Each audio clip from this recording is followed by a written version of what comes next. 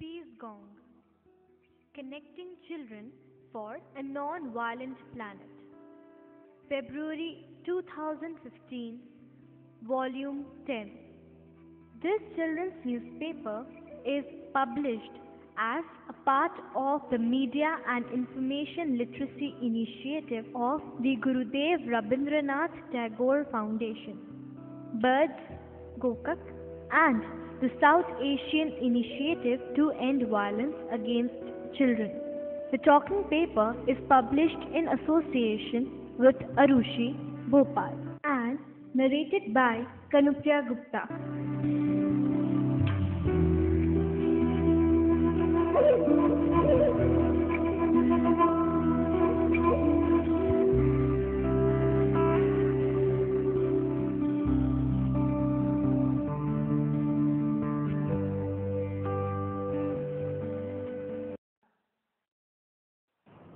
Editorial.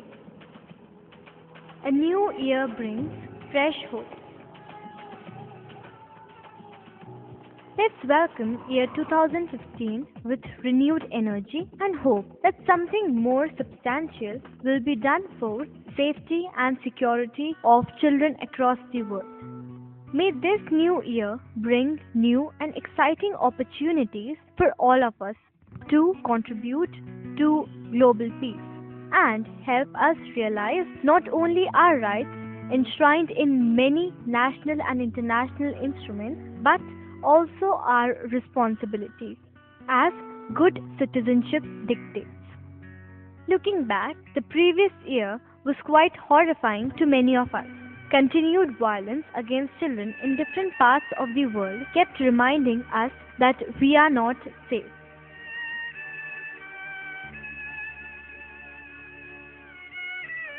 Not just in India and South Asia, but across the world, we came across ghastly stories of how innocent children fell victim to lust, hatred, stereotype prejudices, enmity, and revenge.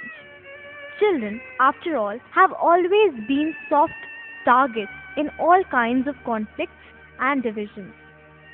But if the dusk was dark and frightening, a brighter landscape is visible because of enlightened ideas.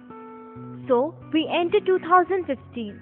Our hopes are fresh, and we, the children of the world, are highly excited and confident that we can all work together to turn the whole world towards enlightenment. This year is going to be crucial for all of us, especially the children. The Millennium Development Goals will make way for the Substantial Development Goals. This can determine how the world will shape in the next 15 years. All countries who converged at the Rio Plus 20 summit had agreed that sustainable development must be inclusive and people-centered, benefiting and involving all people, including youth and children.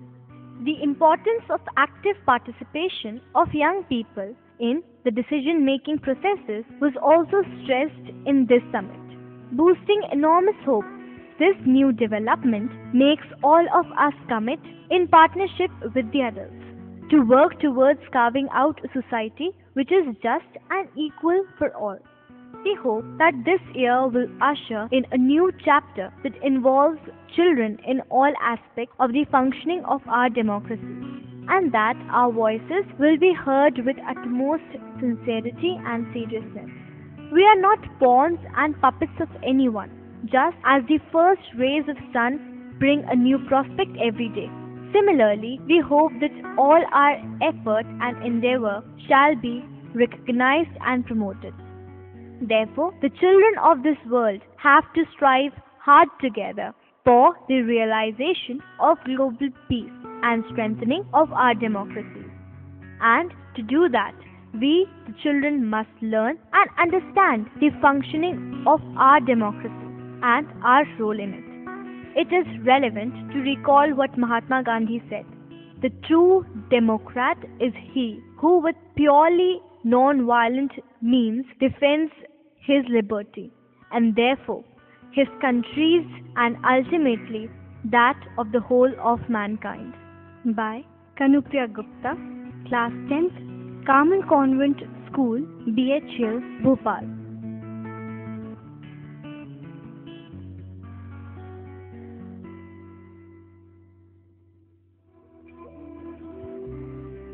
Making Children Nation Builders. A debate on how children can contribute to democratic governance and make the political process take up issues of concerns to children. Kavya Makhija of class 9th, Tagore International School, New Delhi, talked to some children and teachers to find out what they have to say on this. We often say children are the future nation builders. To become good nation builders, the children have to be given the right education, and that includes education on democratic participation by the young.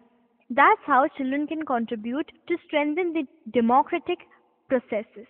To understand this process, every citizen of the country has equal rights, and so do children, says Mahima Trihan of class 11 studying in Tagore International School, east of Kailash, New Delhi. The participation of young children in democracy, if provided, can be taken as milestone. We know that children are the future of mankind. So, our participation in the democratic process can be beneficial, she acknowledged. Mahima has chartered some pointers so that children become storehouses of positive energy so they can be a part to any awareness program and it will take the campaign to a greater height. Children observe things very minutely, so they should be able to freely raise questions on the ongoing processes. Children are not biased, so they give or share without asking anything in return. They are good patriots, so they desire to work for the country wholeheartedly. Children participating can bring unity and equality in democracy. They are goal oriented, so they will bring seriousness to any movement. Don't lower the voting age. But Mahima's classmate Manya Malkotia has a different perception. She feels that involvement in the democratic processes before attaining a certain age and substantial knowledge will hinder in the decision making altogether, particularly the electoral process. Pointed out that India's census clearly shows that the proportion of young adults in India is more than that of adults, and this will continue. She asks, should we change the voting age by 2 years, which is 18 years now? Usually, children with less knowledge about the current governing scenario will tend to have no particular stand on the political parties. If we give them the right to vote, they will certainly not use it to the fullest. Their vote or decision would be guided by an influential adult. So, actually, we are giving that adult the power of two votes, Manya points out.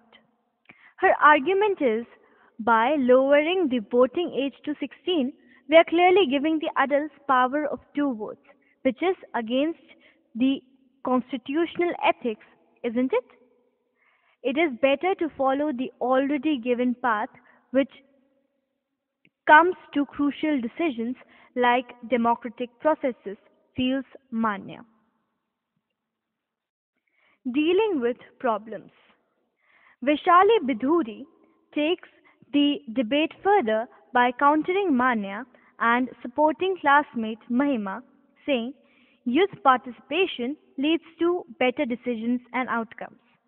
Many of the profound difficulties faced by young people around the globe, illiteracy, poverty, HIV/AIDS, substance abuse, discrimination, and forced engagement in armed conflict are subjects of widespread concern at the national and international levels, says Vaishali. Her argument is that globally, young people now have to deal with increased unemployment and insecurity at work, greater family instability, and reductions in social welfare programs. Thus, it is important for young adults to take part in the crucial process of decision making, says Vaishali. Danger signal. Agreeing that only the young have the ability to make a change that can revolutionize the nation, classmate Saif Nizam puts a red flag on the quality of education on democratic participation that the young and teenagers are getting in today's world. This, he strongly feels, is actually discouraging us from contributing to the democratic processes in the country. By nature, children are patriotic, says Seth, and do not want to leave the country helpless and unsupported, which is not good for a country like India at all. So, what is the way forward? By making the laws of children's rights more efficient. The young are the element X of Indian politics, points out Seth.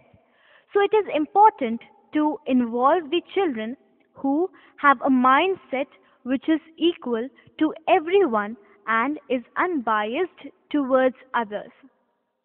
If we apply this ability of children to the Indian politics, we can surely achieve a better political condition in the country, feels Seth. Biases, action points, and inclusiveness. The debate progresses from students to teachers. On politics, says Richa Bharadwaj, who teaches English in Tagore International School, east of Kailash, New Delhi. Most of the opinions our youth and children form are reinforced by media or are based on biased viewpoints of people around them. To change this, feels Richa, the very first thing which India or any democratic country for that matter needs is to get rid of its tendency to tolerate because that is where corruption, poverty, unemployment, etc. stem from. Pointing out that the youth and even the children need to be conscious about such things, the English teacher says, it is indeed sad that even after being a part of a democratic country, many people, especially children and the rural population, tend to be unaware about their rights and duties. A curriculum which focuses on the economic, social, and political concerns of any democratic country would go a long way in ensuring maximum child participation and making children aware about things happening around them, says Richa. Reiterating that children are the inheritors of the democratic tradition and their contribution starts early, political science teacher Maya Ray of the same school lists the following action points. Young students should be taught about the days celebrated as national events. For example, the Republic Day, Independence Day, and Gandhi Jayanti could be celebrated in drawing and coloring, poems, and songs. This way, the students are bound to develop love and patriotic feeling for their country. This love will translate into commitment towards the nation as they grow older. To make them learn about the values of democracy, they must be told again and again about the importance of democratic participation. Citizenship must be taught to young students in a way that it becomes engraved into the psyche of the students as they grow older. Decision and debate must become set in their lives. Their right to expression, freedom of speech, and freedom to protest must be encouraged so that they become good citizens. The cornerstone of democracy is popular participation. If this is encouraged among the young, it would lead to shaping of a vibrant and responsive democracy. Students must be given the right to question their teachers and the right to share their own opinion with their classmates. This will allow them to demand a responsive and accountable government. They must be made aware of their rights and duties so that they can effectively express their expectations from the government.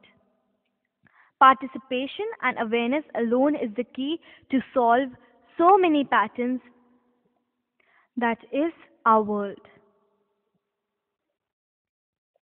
Nandini Sharma of Times Internet says, by including education in a child's life, we shape them into responsible and conscientious citizens, which is the base for democracy. Similarly, when we include educated children in the process of democracy, we are adding a perspective on how to shape the future of our country.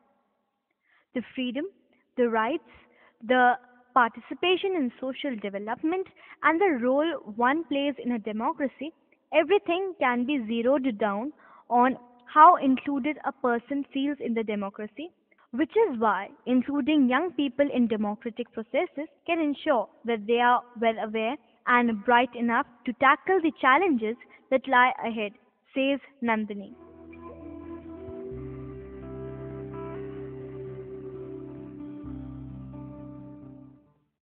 A journey to the tribal roots in the land of Birsa Munda.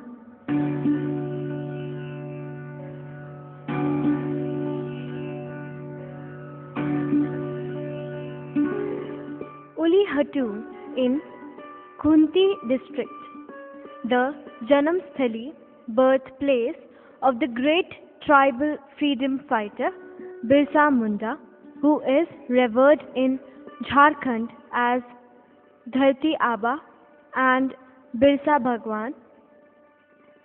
Excitement ran high amongst the select group of students of Guru Nanak School, Ranchi. February 10 was the red letter day for the pilgrimage. Boarding a bolero, the students reached Khundi Sadar in no time. From here on, everyone was told to observe things minutely. The road to Ulihatu was in good condition, though single track. The vehicle stopped in front of gate. Above it was a board proclaiming Bhagwan Birsa Munda Janmsthali. A person from the Bharat Sevashram Sangh was waiting to guide the students. Finding the main door locked, the guide asked for the keys, and soon a young lady came with the keys. Johar, the students greeted. Johar, she answered, smiling, as the students introduced themselves. Now it was the lady's turn. Savitri Munda, she said. Do you know who she is? Asked our teacher. Everyone became very excited to learn she was the great granddaughter of Birsa Munda. The students took off their shoes before entering the house. Birsa Bhagwan stayed in a hut, but no hut can last 100 years. Later, a hut-shaped cottage was designed and built, the students were told. The cottage had a single room leading to an open veranda. Adjacent to the main door was a small podium, on which stood a small bust of Birsa Bhagwan. The students with their teacher folded their hands in prayer, lit a candle, garlanded the bust, and showered flower petals. Pray that you become an achiever and successful in whatever you do, the students were told. Making friends in ashram school. From there, the group went to Pranavanand Vidya Mandir, where the staff and students were eagerly waiting. Then the school principal asked the visitors to take a seat. The ashram students, both boys and girls, came and sang a welcome song in Santhali, an ancient tribal language. Then a girl holding a metal pot containing water and a bunch of mango leaves on top came forward to sprinkle water on the visiting group. This is a traditionally auspicious way to greet visitors. Group activity wallpaper. The teachers, mentors, and youth volunteers of the area initiated a discussion on different aspects of violence against children. The Peace Gong coordinator, Mr. Sujay Sarkar, talked about how using the modern means of communications and the indigenous communication methods could be used in villages to create awareness on violence against children. Then followed a group activity where Ms. Rashmi from Ma Foundation asked the students to form groups of three and sit in a circle. Each group got a chart paper, color crayons, and a pen. After that, she asked them to make wallpapers of 5 topics. The topics given by the visiting teacher were: A. What do you understand by child labor? B. What do you understand by child marriage? C. Environmental degradation. D. How is education a life-building measure? E. Birsa Munda and inspiration. Though just few kilometers away from Ranchi, the ashram school was completely different from the Ranchi school. There was no internet and no TV. The children had very little exposure to the outer world. Seeing the children's bewilderment, Mr. Sujay Sarkar asked them to draw or write whatever they could understand about the topic. This increased their confidence.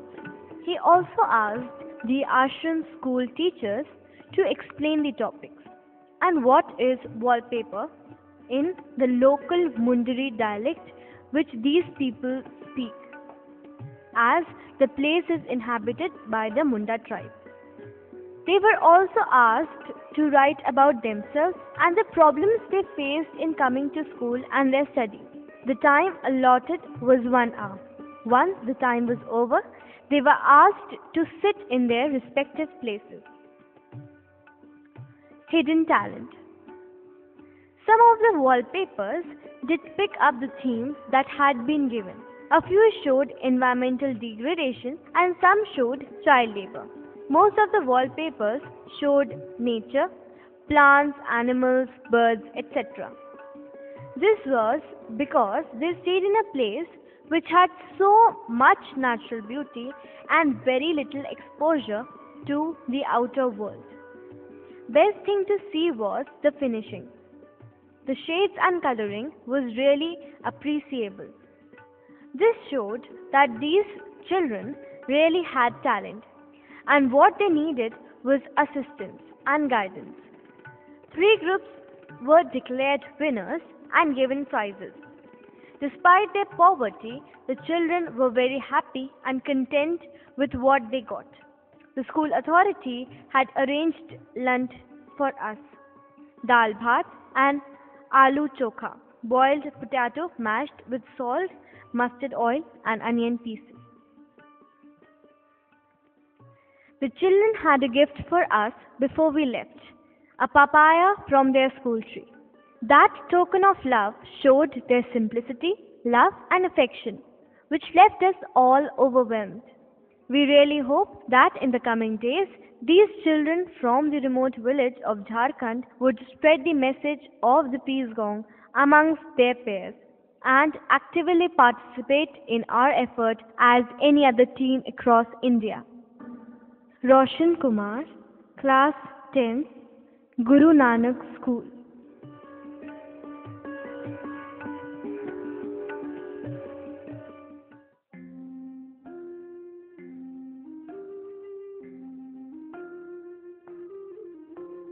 Happiness and Child Rights. Mehak Manzoor, Class 10, Umar Memorial School, Avantipura. Happiness may have different meanings for different people, but we can all agree that it means working to end conflict, poverty, and other unfortunate conditions in which so many of our fellow human beings live, rightly pointed out the Secretary General of the United Nations, Mr. Ban Ki-moon. March 20 is celebrated every year as the International Day of Happiness, and as a run up to it, the Peace Gong Kashmir team explored the link between happiness and child rights. Commemorating this day in 2014, the UN Secretary General said, happiness is neither a frivolity nor a luxury. It is a deep seated yearning shared by all members of the human family. It should be denied to none and available to all. Many of the children to whom the Peace Gong team spoke felt that being rich was not an important condition to be happy.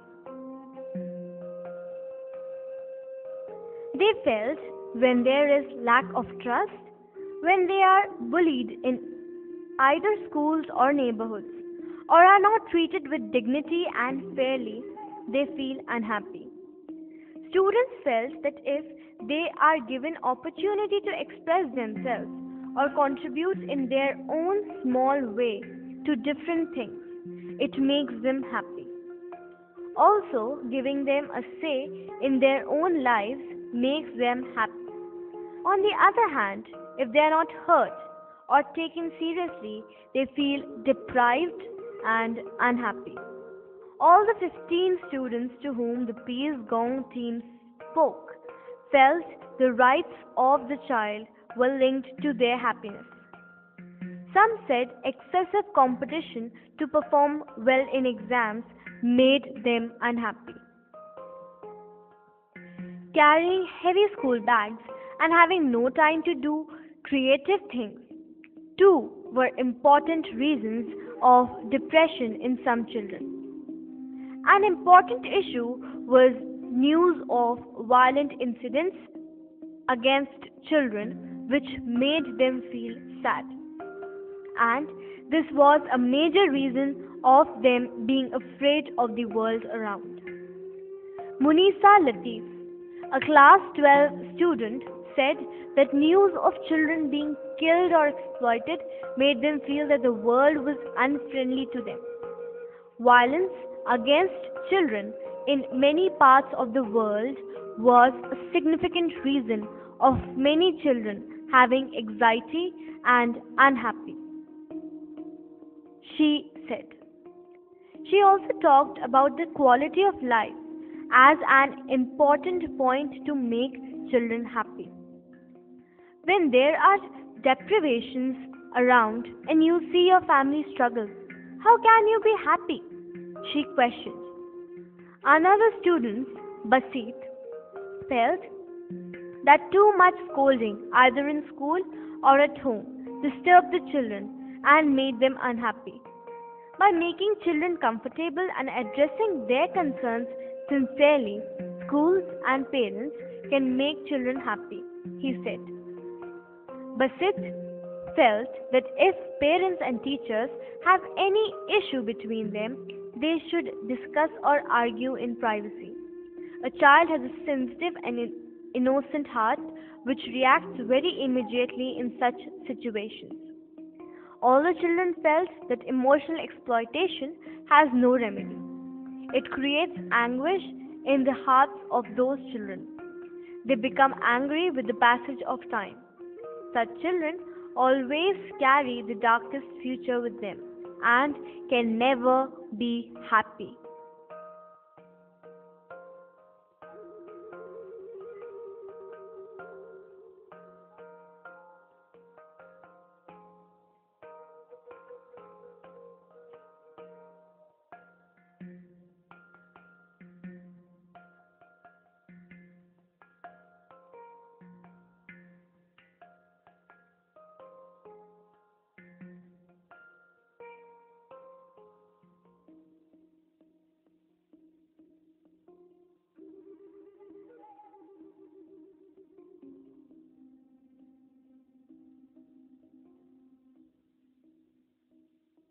Reality check.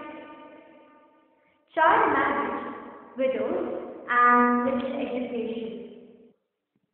Conducted by children volunteers of Vikalp, Jodhpur. Kutch Basti in Mandor area is just 4 kilometers from Jodhpur city in Rajasthan. But a reality check conducted by the children volunteers of Vikalp, a voluntary organization working to prevent child marriages, made the Basti seem to be locked away in another era. The 3-day workshop, मेरी खुशी, मेरी शादी अभी नहीं, बाल विवाह कभी नहीं, which means my happiness, my marriage not now, child marriage never, was to train the children volunteers of Vikalp.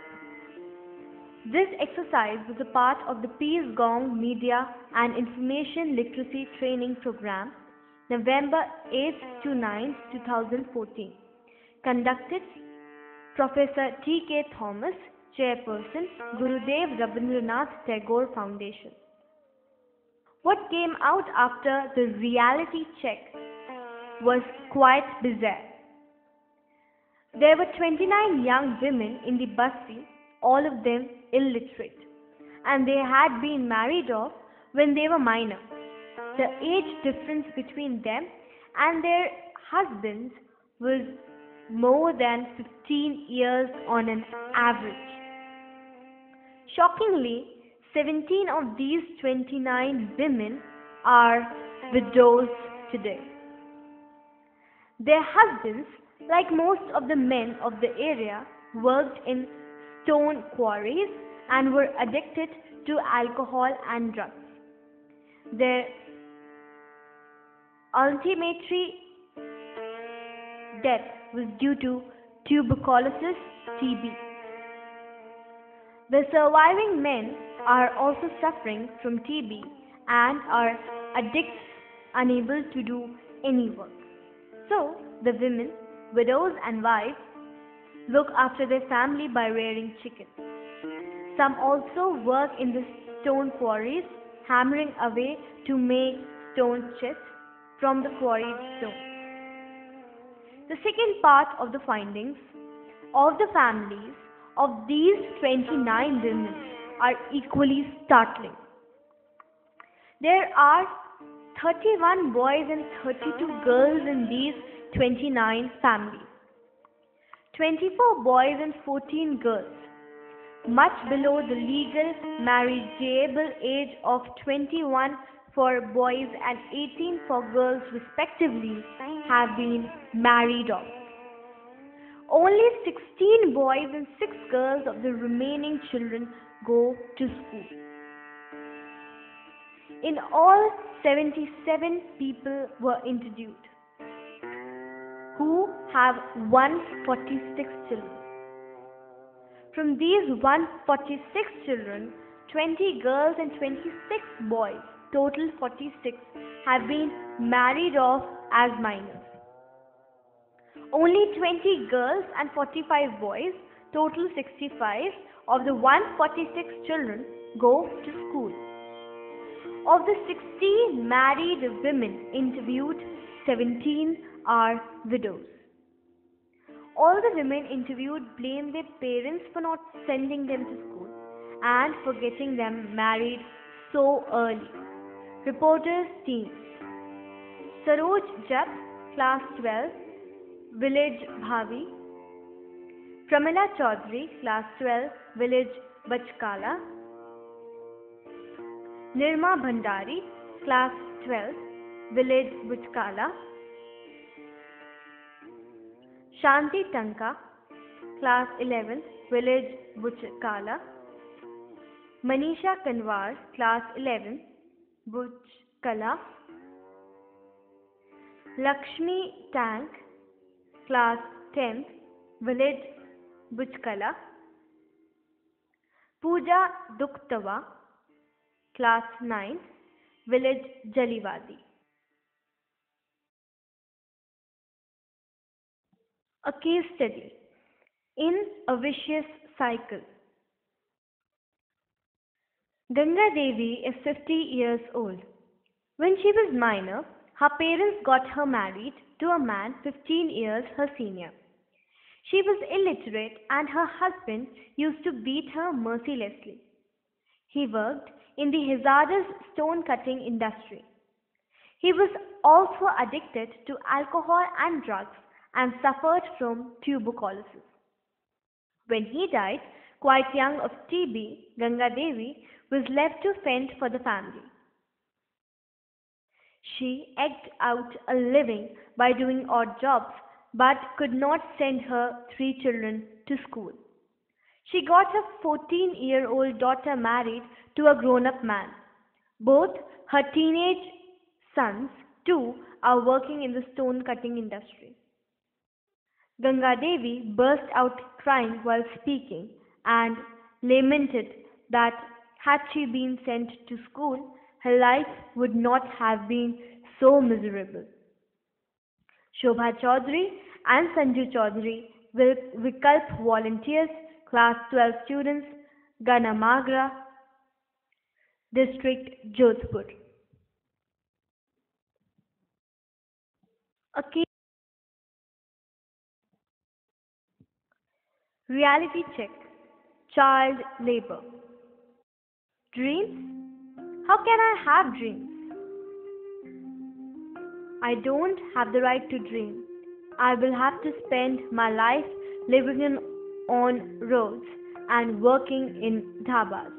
A 13-year-old working in a roadside dhaba. Interviewed by the Peace Gong Aligarh Bureau team, Aisha Ehsan, Zaman Ghori, and Soma Afreen. There can be no dreams for girls like Farzana, name changed.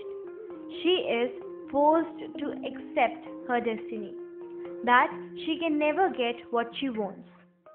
She doesn't recall where she came from, so she lives alongside the roads and wherever she can find shelter. Farzana was one of the many children the Peace Gong Aligarh Bureau team interviewed as a part of a reality check on child labor in Aligarh. The problem of child labor is not just in Aligarh but in the entire country.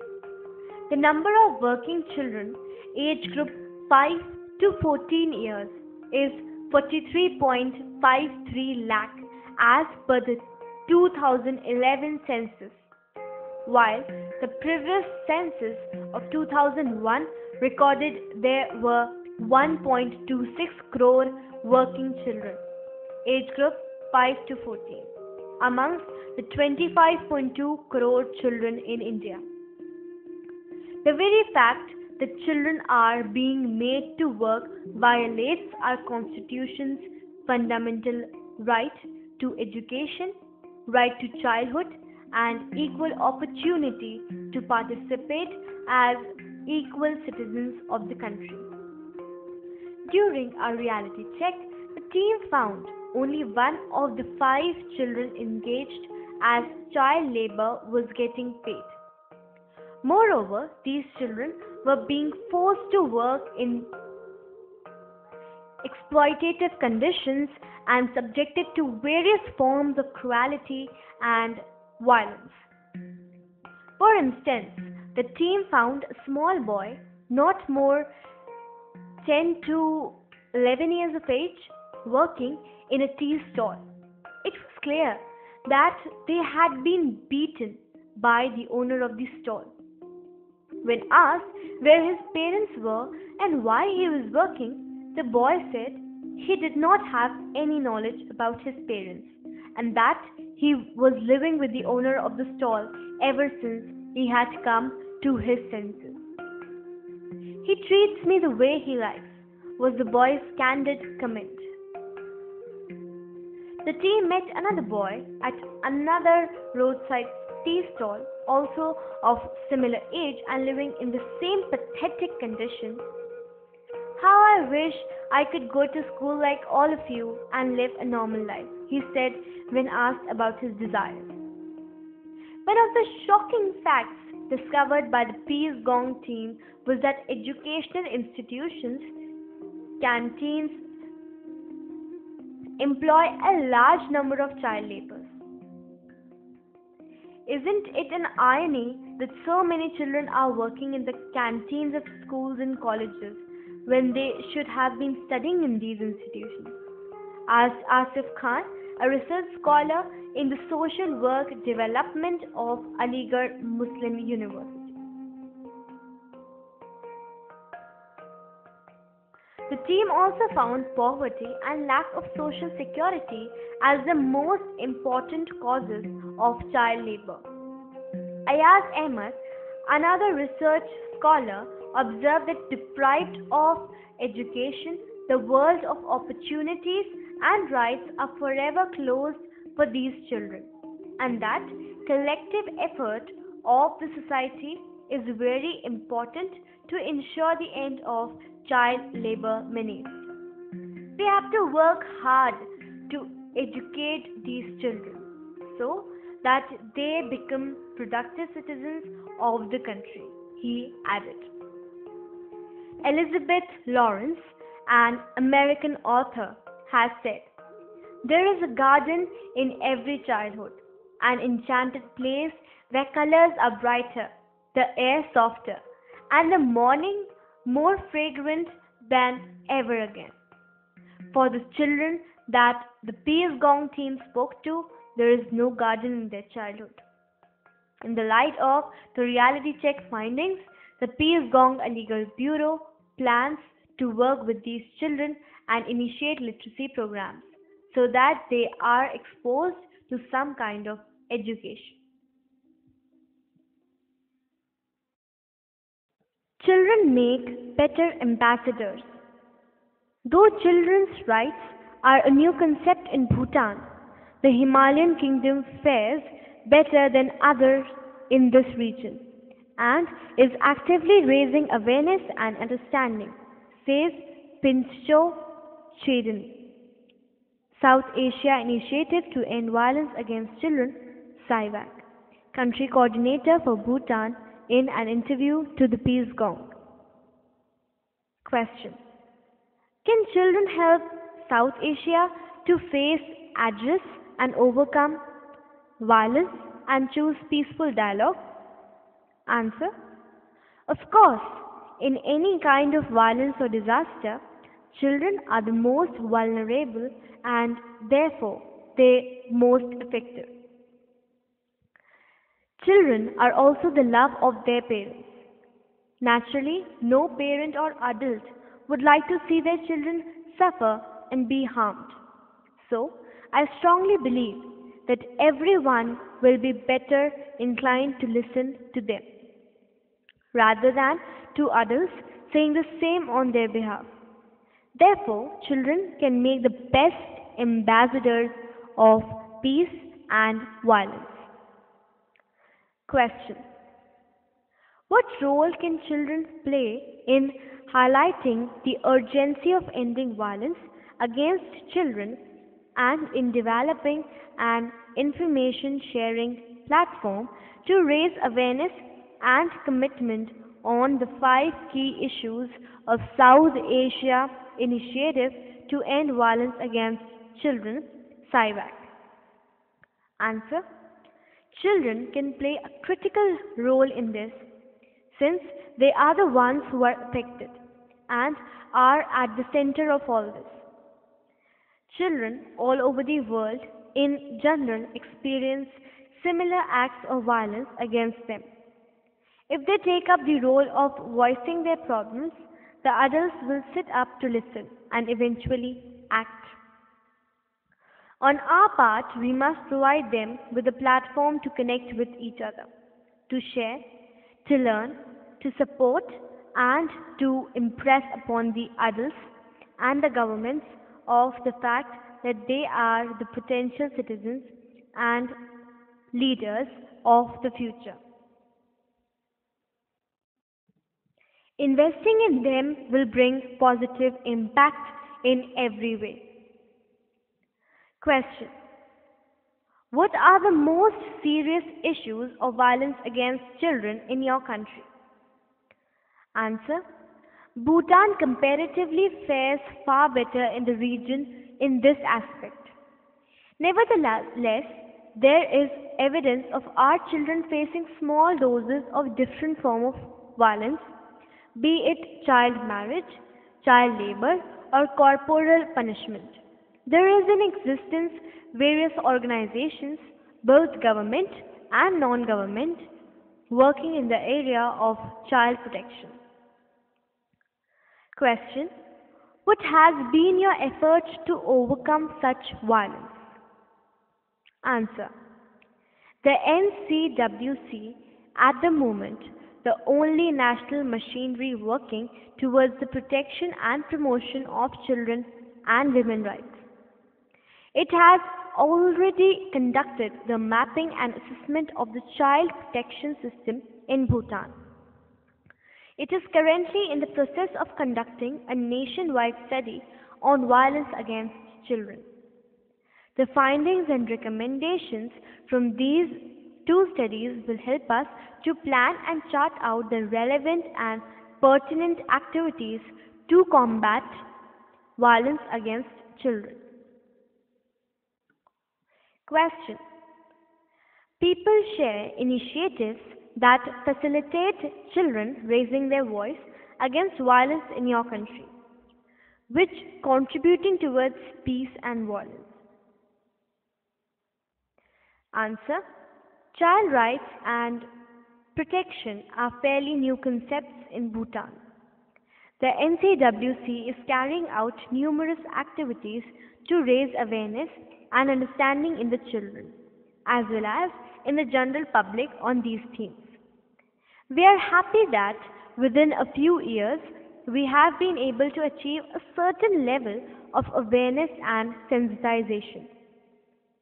Moreover, Bhutan, as signatory to the UNCRC, is obliged to fulfill the provisions of this convention. We have been submitting our periodic reports to the CRC committee and in the process have been proactive in our actions. A few initiatives worth mentioning are Child Care and Protection Act CCPA 2011, which calls for the formation of child welfare committees both at central and district levels. The amendment of related legislations. The mapping and assessment of the child protection system in Bhutan. The VAC study. Formation and existence of various youth and children forums such as Via and Dyson, etc. Question. Now that Malala Yousafzai and Kailash Satyarthi have jointly got the Nobel Peace Prize, how do you think we can reinvigorate our efforts for a child-friendly South Asia, wherein all kinds of violence against children become history? Answer. Both Malala and Kailash are now South Asia's pride. So, South Asia must live up to the reputation and the honor bestowed upon them by working towards the full protection and promotion of children's rights. This region has to become completely exemplary to the whole world. Children make better ambassadors. A small step of freedom or a huge mistake. Team Surovi, the Peace Gong Bureau, Guwahati, Assam. To err is human. We all make mistakes, but who knows whether it will turn out to be a major or a minor one. Mistakes always come with penalties or costs. This is a story about a mistake that cost a 14-year-old girl her dreams, her education, and ultimately her freedom. Nilima, a student of class 8, lives, no, lived in Rajabari, Chapuri. Though thin as a stick and tiny, she was very fond of dancing. So, she sought permission from her widowed mother to learn the art.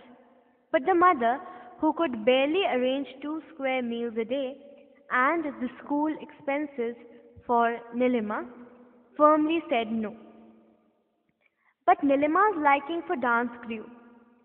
One fine day, in November 2014, instead of returning home after school, she decided to stay back at one of her friend's house to rehearse some dance steps, which they were planning to perform during a school event. Nilima had not informed her mother about her plan and had thought of calling her mother's mobile phone later. But her mother, unaware of the development, had gone over to her own mother nearby without her mobile phone. When it grew dark, Nilima rang her mother again and again, but there was no response. Meanwhile, Nilima's maternal uncles, whose homes were adjacent, became worried. As the hours went by, the entire family was desperately searching for Nilima, but they had no clue. That night, her mother and her maternal uncles searched all over the village, calling all their relatives to ask if she was with them. The next morning, Nilima's mother and one uncle met the coordinator of Surovi, who called up 4 more volunteers to help in the search. This group went over to each of Nilima's friends and finally managed to track her down at home of the friend where she had spent the night to learn a few dance steps. Naturally, Nilima's mother and uncle were very angry after getting to know what had actually happened. Surovi's coordinator followed them home and tried to pacify them. Initially, they seemed to have calmed down, but later we came to know that Nilima was not allowed to attend school for a week. She had also lost the freedom to go out with her friends. But what we didn't come to know at first was that family had fixed her marriage as a permanent punishment for staying one night away. Nilima's husband was much elder to her and had little education. His home was in a riverine area on the opposite of the mighty Brahmaputra river. Soon a sobbing teen bride departed with her husband. Sad, is not it? Here, we find ourselves in a position where we cannot blame anyone entirely for whatever happened. But why did her family members act so immediately, getting a 14-year-old girl married against her wish? Their answer is that Nilima should have known how to behave. Despite being poor, the family did support her to study. But she was interested in dance and didn't even care to inform that she was staying the night with her friend. This made them insecure, and they thought it was better to get her married rather than bring shame to their family. Who knows, someday she may flee with someone unknown, or she may fall victim to some predator who takes advantage of her behavior. If we look at the situation from Nilima's point of view, we see that her small mistake or ignorance about the future consequences brought her to a situation where she never wanted to be. In conclusion, we are left with a few questions. Is the penalty on Nilima imposed by the family justified? Shouldn't they have been a bit more forgiving? More importantly, shouldn't we blame the families more who support and encourage child marriages? Aren't they looking for a loophole to impose their ego on their own children?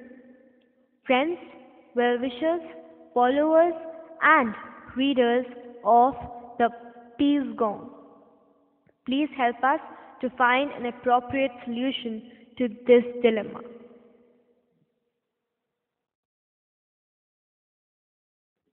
Child marriage rampant in South Asia. Sheikh Milad, Class 11th, Delhi Public School, Srinagar, Jammu and Kashmir. One English philosopher had famously said, if you want to examine a country, examine its youth. It is the youth which have the potential to change their country and bring about a revolution. Today, the children are being brought up well by their parents, giving them the best education possible. Unlike the past, children now enjoy very little restrictions in the family and know how to exercise their freedom of expression. While most of the parents apply the modern methods of upbringing, there are still quite a few who think otherwise. That's why every year there are 15 million children who are being forcefully married at a very young age by their guardians. This oppressive practice denies children their rights to education, health, and opportunity. Child marriage is one of the biggest problems faced by the South Asian societies. The marriage of minor children, mostly girls, by their phonetic parents is rampant in the tribal areas, where girls are forced to marry even at the age of just 8 or 9. These victims of child marriage, who just like anybody else have a million dreams to achieve, but unfortunately she is robbed of these dreams in her early age. This phenomenon, which affects the country's progress, also has a devastating effect on the child's life. First of all, neither physically nor emotionally she is ready to become a wife or a mother. Moreover, these girls are at far greater risk of suffering from dangerous complications in pregnancy and childbirth or becoming affected with HIV, AIDS, and from domestic violence. With less access to education and economic opportunities, they and their families are more likely to live in poverty. Child marriages in India are often dubbed with historical, traditional, and social reasons. In older times, child marriages were done in the name of protecting pre-puberty girls from rape and abduction by foreign rulers. The so-called social reason was to strengthen family relations and bonds, and to satisfy the whims of elder people who wanted to see their grandchildren getting married before they died. One of the worst excuses, unfortunately, is that in some villages, children are forced to marry because if the girl isn't married by a certain young age, the whole family is ostracized by the village. If we don't do anything to stop all this, our society is bound to face turmoil in the days to come. The best way is to empower and educate girls, offering them opportunities to gain skills that provide support networks. Creating safe spaces where girls can gather outside their homes does help the girls to assert their right to choose when they will marry. There are laws to curb child marriage, but laws alone won't help. There are innumerable instances where the legislation are not enforced, as many local authorities are reluctant to be seen as interfering in the private affairs of families. Many are simply unaware of the scale of child marriage and the harmful impact it can have. To prevent child marriage and preserve childhood, we must to ensure the spread of education, and various programs related to literacy. Religious leaders too can play a key role in speaking out against child marriage and changing attitudes. If we consistently work hard to educate society about child marriage through any means we can offer, then quite soon this menace will only be in our history books.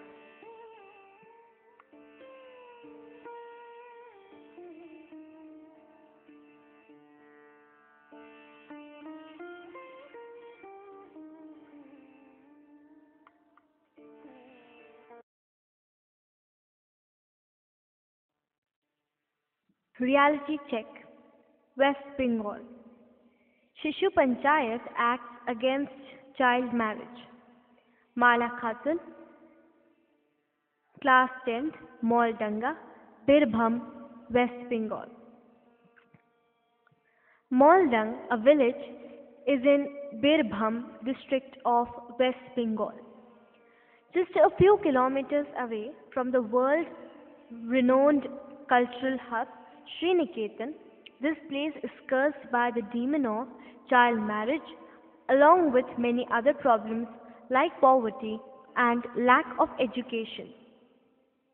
A reality check conducted by children of Moldanga Shishu Panchayat looked at the reasons of the growing number of child marriages in the village. Illiteracy was found to be the main reason. Due to lack of education, people are not aware of the legal age of marriage and the harmful consequences of child marriage. Poverty was another reason for the parents to give away their girls in marriage. The children are forced to get married by their families so that they can get rid of the burden of responsibilities as early as possible. Most of these families are debt ridden and haven't been left with many options. The team came across two incidents of child marriages in the village.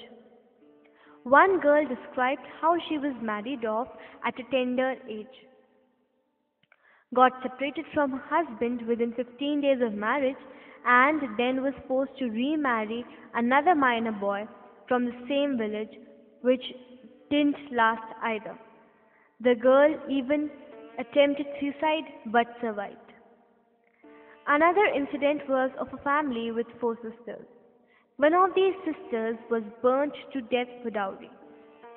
Another got married and became a mother at a very young age, and now she suffers from a disease.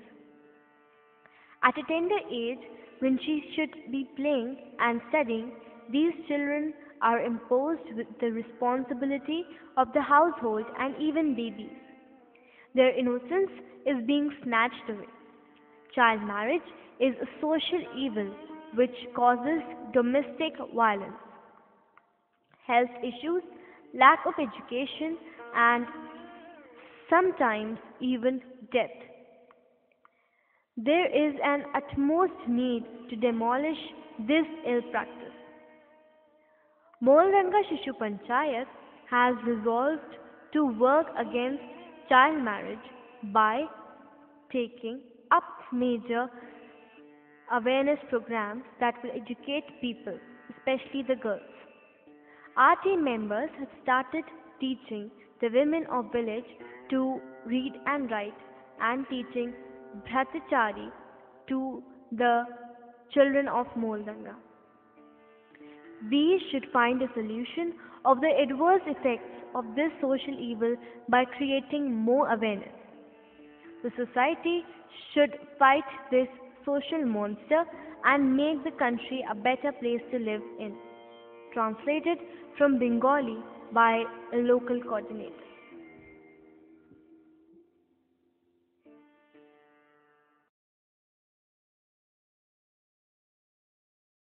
Bhim Prasad, interview. I learned that disability means extra problems. Question. What is your impression about the conference? Answer. It was fun. I found it very interesting consulting and interacting with children who came as delegates from different countries of South Asia. Question: has the experience made you see the rights of children with disabilities differently to what you understood or felt before? And will you now change your own work plan as a child representative of your country? Answer: I always thought as children we all face similar problems. But after hearing their experiences, I have realized that in addition to the problem we face as children, these children face extra problems because of their disabilities. Yes, I will definitely change my own work plan now that I got the chance to know about the issue and difficulties faced by children with disabilities in different fields. This conference gave me the opportunity to spend time with children with disabilities and know their problem and the difficulties that they face. Question: what can a child with disabilities do in life? Answer: everything. Everything that a child without disability can do. Question: what were the most important messages that you learned from the conference? Answer: first, all children, and that includes children with disabilities, need to be treated equally in all kinds of activities.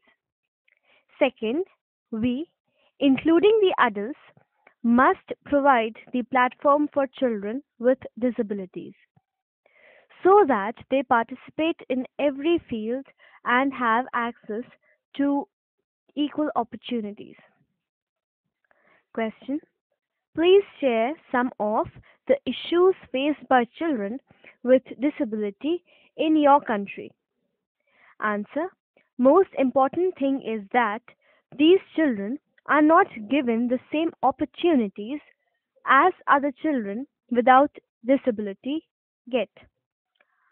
What hurts me more is that they are often made fun of by their own friends and also by others. And some people take advantage of their disabilities and try to harm them. Question: what is your action plan after attending the conference in Sri Lanka? Answer: I will share my experience and the recommendations of the conference with all the children of my school in February after the winter vacation and on my Facebook page also, to make everyone more aware about the children with disabilities. Question: what more can be done? Answer: let us form a network of children across South Asia to take up the rights of the children with disabilities. Those who are marginalized and excluded in society, we must make these children members of this network and include them in all the programs. Question: name the important things that a CIVAC child observer or member should do. Answer: my top items are: provide a bigger platform for children with disabilities, spread awareness on kind of discrimination children with disabilities face and what we can do to help them, include children with disabilities in every consultation and give opportunities to raise their voice, make the school, parents, and also other children aware of what children with disabilities can do. Question: finally, would you like to join our Peace Gong team? Answer: of course I want to join and spread the message of Peace Gong in Bhutan.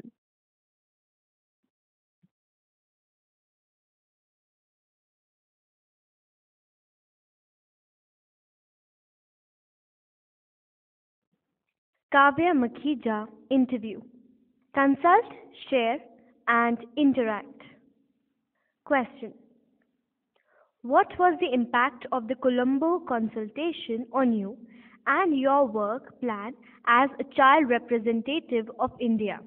Answer: the Colombo consultation was an eye opener for me. Earlier, I used to present my own experiences and difficulties faced in my everyday life. But now, along with my own viewpoints, I also put forth the experiences and difficulties of my friends. Question: what is your impression about the conference? Answer: the conference was a very memorable one with loads of experiences. It was a big thing. Consulting, sharing the experiences, and interacting with the child delegates from different countries of South Asia region, particularly with children having disabilities.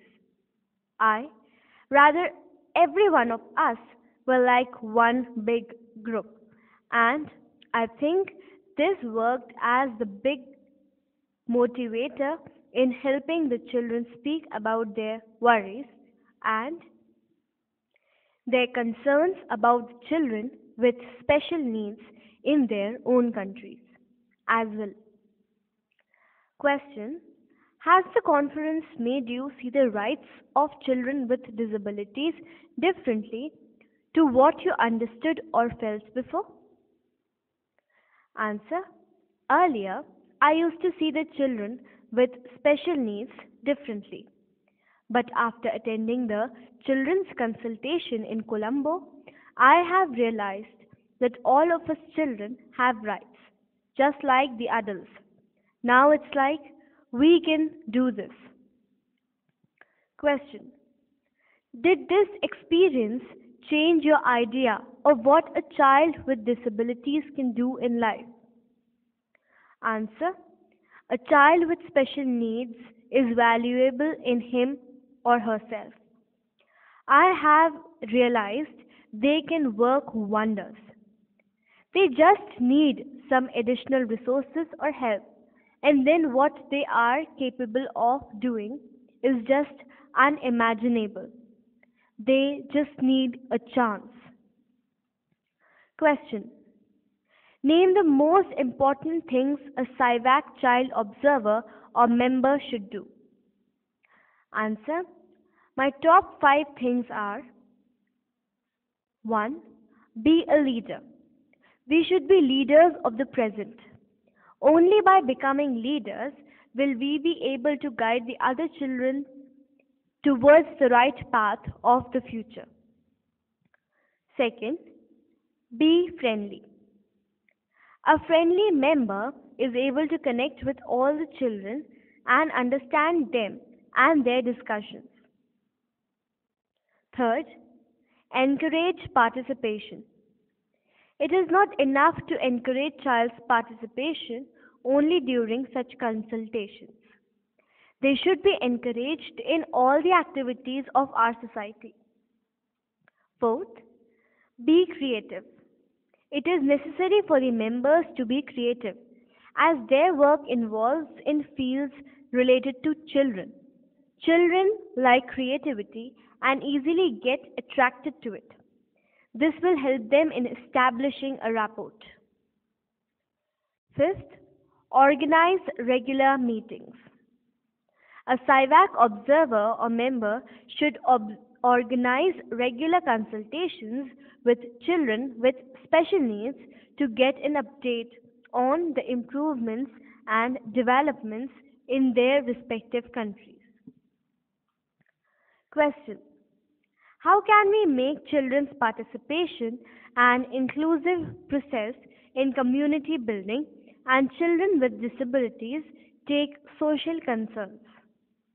Answer: to ensure inclusive participation of children in community building, we should have regular consultations or gatherings, not necessarily one on a large scale all the time. There could be one in each and every city in which children present their views on what type of community they wish to build. Children with special needs opportunities like performing street plays that will raise awareness about the social concerns and contribute to the community building process as well.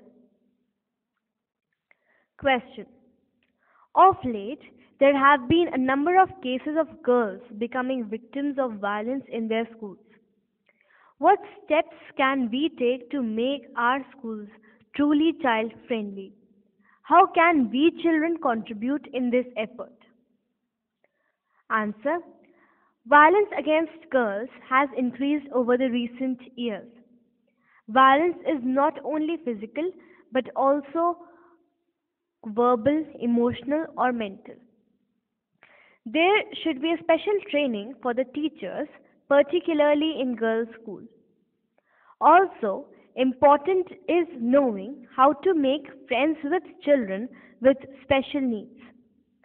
Schools can set up special groups of adults and children facing violence in the school would be able to report and receive help from the members of this group. Question.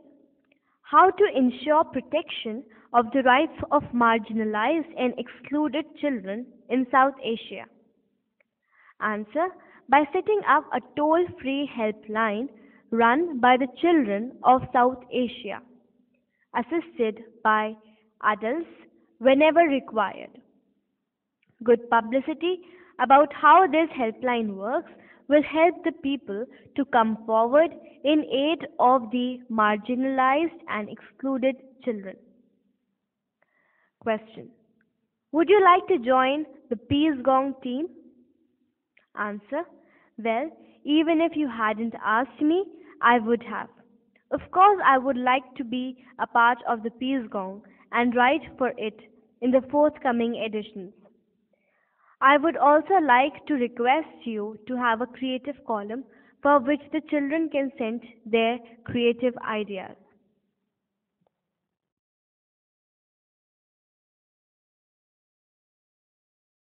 Children's Initiative. Redressing Water Woes. Bal Panchayat Team, Bapu Dham Colony, Chandigarh. An awareness campaign on the need of water conservation in their area. That's what the Bal Panchayat Children's Team of Bapu Dham Colony in Chandigarh has initiated. Inadequate water supply has made life miserable for a large number of children of the locality. Many a times they have to go to school without taking a bath. This unhygienic condition has been affecting their health and studies.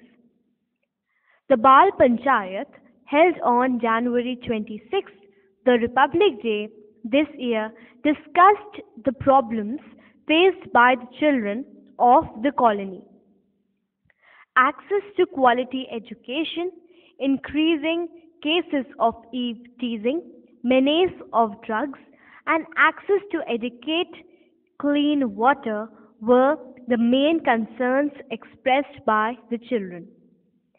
They felt that they themselves should take the initiative to respond to some of these problems.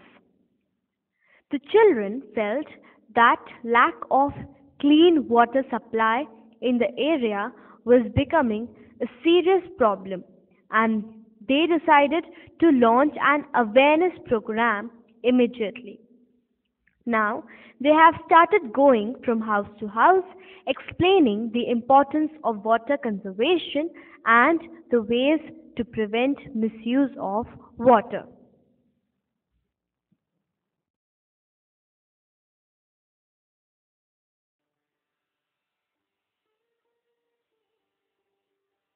The Citizens of Tomorrow. Christina Khundrakpam, Class 11th, Kendriya Vidyalaya Number 1, Lamfelpat, Imphal. Take me to the path of light and not at the path of darkness. Impart me the knowledge, and I'll expose my potential. Mold me into a perfect child, and I will serve the world. For I am the citizen of tomorrow. Robert Henry, the noted American painter and teacher, has rightly said, feel the dignity of a child, do not feel superior to him, for you are not.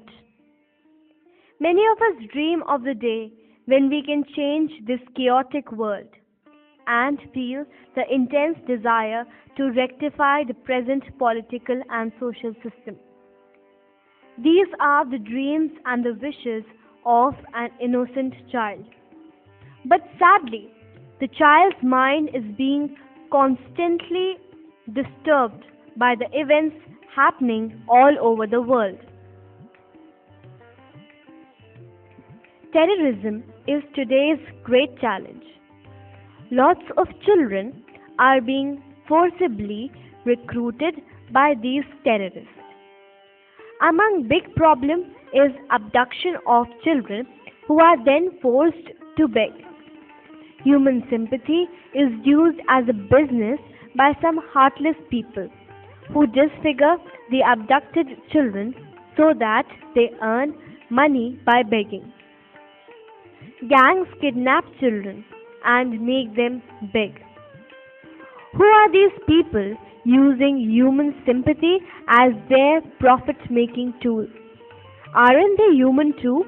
And don't they have any sympathy for the children? Many more are forced to work as domestic help and in shops, roadside eateries, small factories, etc. All these children must have dreamt of becoming doctors, pilots, engineers, etc. But fate has taken them on a totally different path. There's a popular saying, children are the pillars of a nation. This is indeed true. A well-molded child will surely become a well-behaved man or woman and an asset for the nation. So, children need to be molded properly. The fate of a nation lies in the hands of its children, eagerly waiting for their responsive minds to start contributing as active citizens. That's where lies our responsibility of making the children a part of the nation building process. Right from the grassroots level, children should be taught how to behave as model citizens. This can begin by teaching them to behave well within and outside their families. Step by step, we can then march forward, creating a world where the children will be the model citizens. But if there is no one to take care of the children's hunger today, then tomorrow's world will be filled with hunger. If today's children are handicapped, then the tomorrow's world will be a world of handicapped because they are the citizens of tomorrow. The citizens of tomorrow.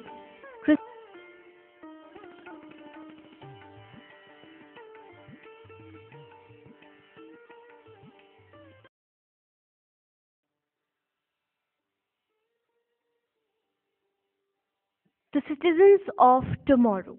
Christina Khundrakpam, class 11th, Kendriya Vidyalaya number 1, Lamfelpat, Imphal. Take me to the path of light and not at the path of darkness. Impart me the knowledge and I'll expose my potential. Mold me into a perfect child and I will serve the world.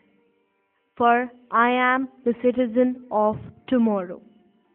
Robert Henry, the noted American painter and teacher, has rightly said, feel the dignity of a child, do not feel superior to him, for you are not. Many of us dream of the day when we can change this chaotic world and feel the intense desire to rectify the present political and social system. These are the dreams and the wishes of an innocent child. But sadly, the child's mind is being constantly disturbed by the events happening all over the world. Terrorism is today's great challenge. Lots of children are being forcibly recruited by these terrorists. Among big problem is abduction of children who are then forced to beg. Human sympathy is used as a business by some heartless people who disfigure the abducted children so that they earn money by begging.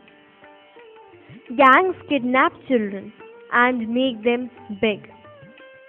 Who are these people using human sympathy as their profit making tool? Aren't they human too?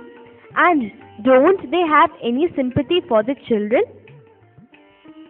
Many more are forced to work as domestic help and in shops, roadside eateries, small factories, etc. All these children must have dreamt of becoming doctors, pilots, engineers, etc. But fate has taken them on a totally different path. There's a popular saying, children are the pillars of a nation. This is indeed true. A well molded child will surely become a well behaved man or woman and an asset for the nation. So, children need to be molded properly. The fate of a nation lies in the hands of its children, eagerly waiting for their responsive minds to start contributing as active citizens. That's where lies our responsibility of making the children a part of the nation building process. Right from the grassroots level, children should be taught how to behave as model citizens. This can begin by teaching them to behave well within and outside their families. Step by step, we can then march forward, creating a world where the children will be the model citizens. But if there is no one to take care of the children's hunger today, then tomorrow's world will be filled with hunger. If today's children are handicapped, then the tomorrow's world will be a world of handicapped because they are the citizens of tomorrow. The citizens of tomorrow.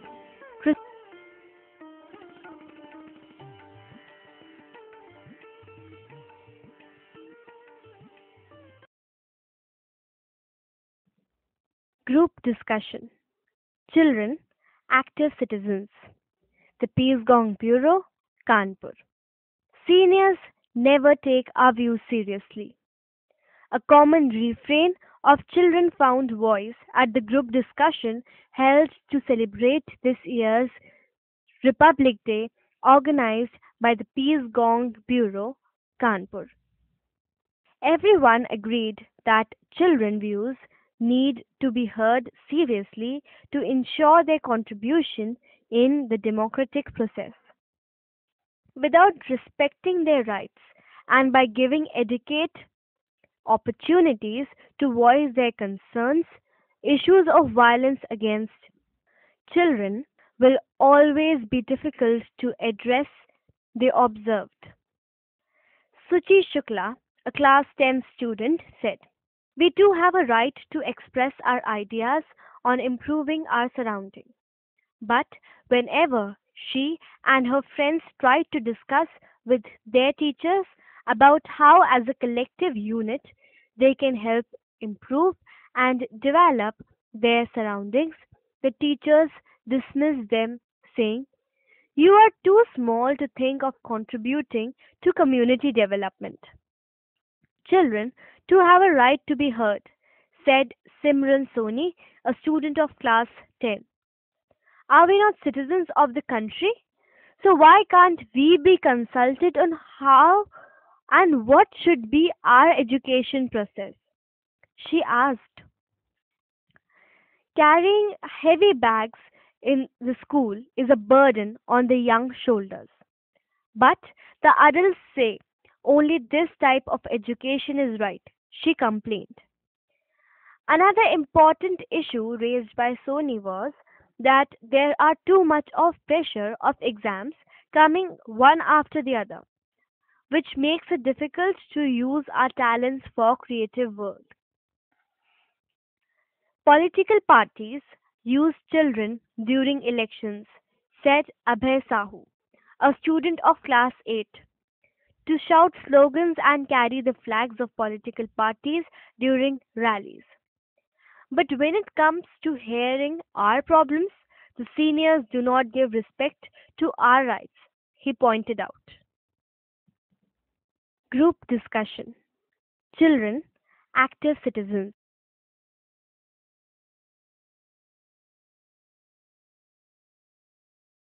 Empower children to raise their voice against violence.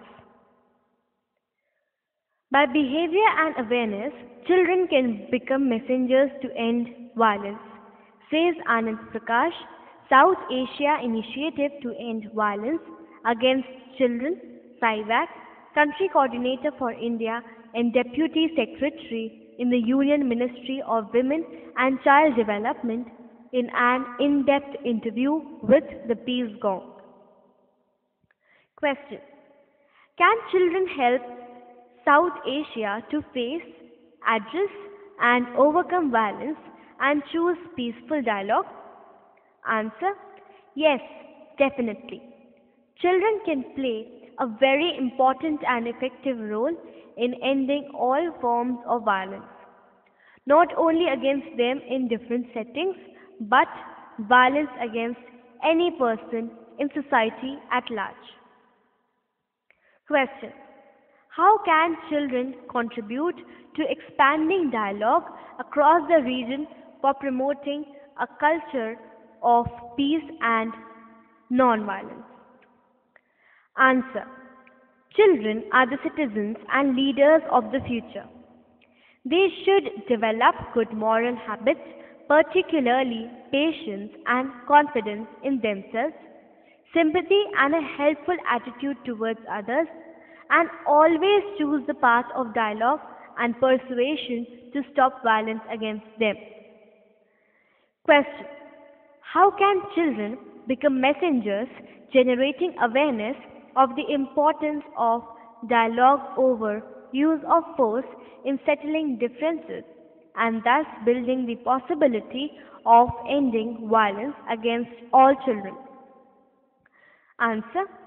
If despite all humility and persuasion, children are subjected to any type of violence, physical, emotional or sexual, at home, school or any other place, they should boldly speak out, seek the help of government, non-government organizations and peer groups. They should not come into conflict with the law. Thus, by their own behavior and awareness, children can become messengers to end violence against children, not only in South Asia but wherever they go. Question. In what way? Children can utilize their schools or any group of which they are part of as a platform to empower their friends and encourage them to spread the message. The National Action Coordination Group, NACG, is a network of organizations across the nation which has been working to end violence against children. They would be more than willing to support the children in their efforts. Question. What role can children play in highlighting the urgency of ending violence against children and in developing an information sharing platform to raise awareness and commitment on the five key issues of South Asia Initiative to End Violence Against Children, SIVAC? Answer: media, in all its forms, is a very effective mechanism to raise awareness among the maximum number of people. Here are some initiatives that children can think of undertaking. First, contact leading newspapers and request them to bring out news, features, and interviews on the subject and publicize the message that children want to send across. Get in touch with the local radio stations with the aim of having a discussion of the issue to sensitize the community. Request NACG to help establish networks with media houses, corporates, and social entrepreneurs to create impactful public service announcements on the subject. Contact storytellers to create child-friendly stories on the subject and request the schools to these messages in storytime activities. Use social media as a tool for advocacy against violence. Question: what are the most serious issues of violence against children in your country? Answer: in India, the Ministry of Women and Child Development conducted a study on child abuse in 2007. This study brought to light various forms of violence against children prevalent in our country, and the most serious were sexual abuse and corporal punishment or beating. Question: what have been your effort to overcome them? Answer: after that study in 2007, the Government of India has put in various laws, policies, and schemes to ensure that children are protected against all forms of violence, abuse, and exploitation. Some of these are Protection of Children from Sexual Offences, POSCO Act 2012, which addresses sexual assault, sexual harassment, and pornography. Integrated Child Protection Scheme, which aims to build a protective environment for children in difficult circumstances. Right to Free and Compulsory Education Act 2009, which prohibits corporal punishment in school settings. And Juvenile Justice, Care and Protection of Children Act 2000, which was amended in 2006. This law is like an umbrella for children in need of care and protection, and for children in conflict with law. This law is now being changed again to keep with the changing needs of our society. We are constantly striving to ensure that children are protected from all forms of violence, and that is the reason why we regularly sensitize and build up the capacities of the authorities and communities both on their duties and responsibilities. For this, we have our national and states commissions for protection of child rights, NCPCR and SCPCRs, to protect, promote, and monitor child rights across our country. Question: please share initiatives which facilitate children raising their voice against violence in your country, which contribute towards peace and non-violence. Answer: to curb sexual offences against children, The Protection of Children from Sexual Offences Act 2012 has created awareness amongst the community that such offences are also a kind of violence against children. Our government has also issued guidelines to stop corporal punishments in school. Question. Now that Malala Yousafzai and Kailash Satyarthi have jointly got the Nobel Peace Prize, how do you think we can reinvigorate our efforts for a child-friendly South Asia in which all kinds of violence against children become history? Answer. It was indeed a moment of celebration when Kailash Satyarthi was awarded the Nobel Peace Prize.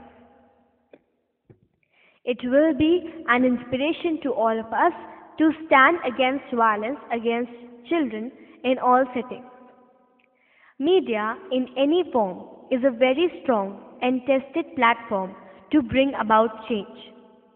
The efforts of children can be strengthened by using this tool effectively to empower them, sensitize adults, and thereby ensure that violence against children does become history.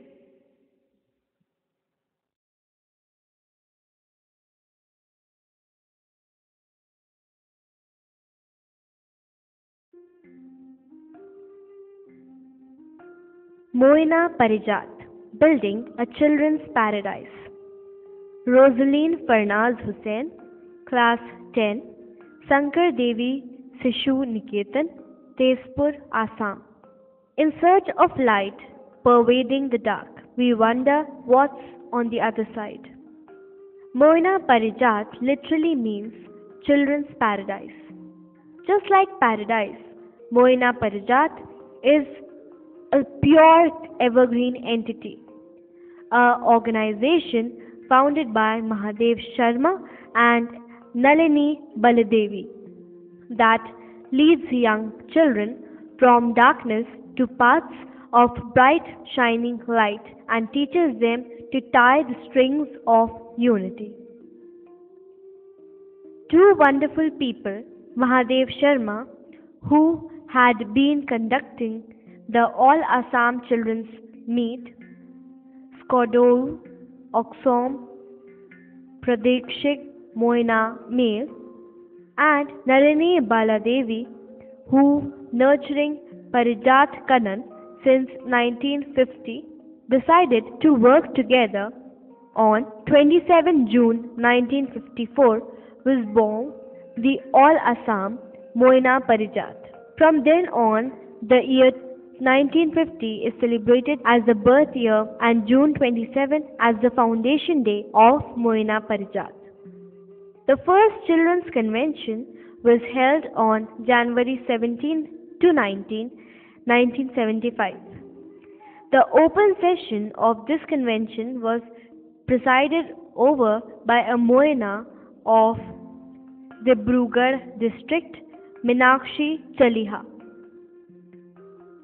Founder Mahadev Sharma used to preside over the convention every year, right from the years of its inception till the day he passed away on 7 September 1958.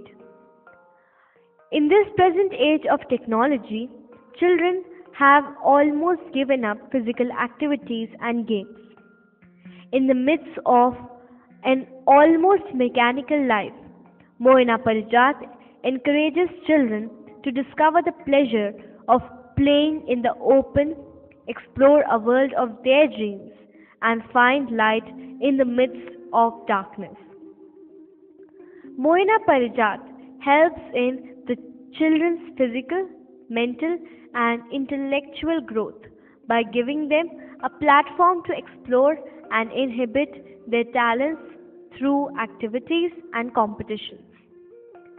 For an all-round development, activities include physical exercise, competitions, fun and games, quiz, debates, exhibitions, etc. Chittaranjan Datta, Tezpur District Unit Secretary, says Moina Parijat is for strong character building and not just for institutional education.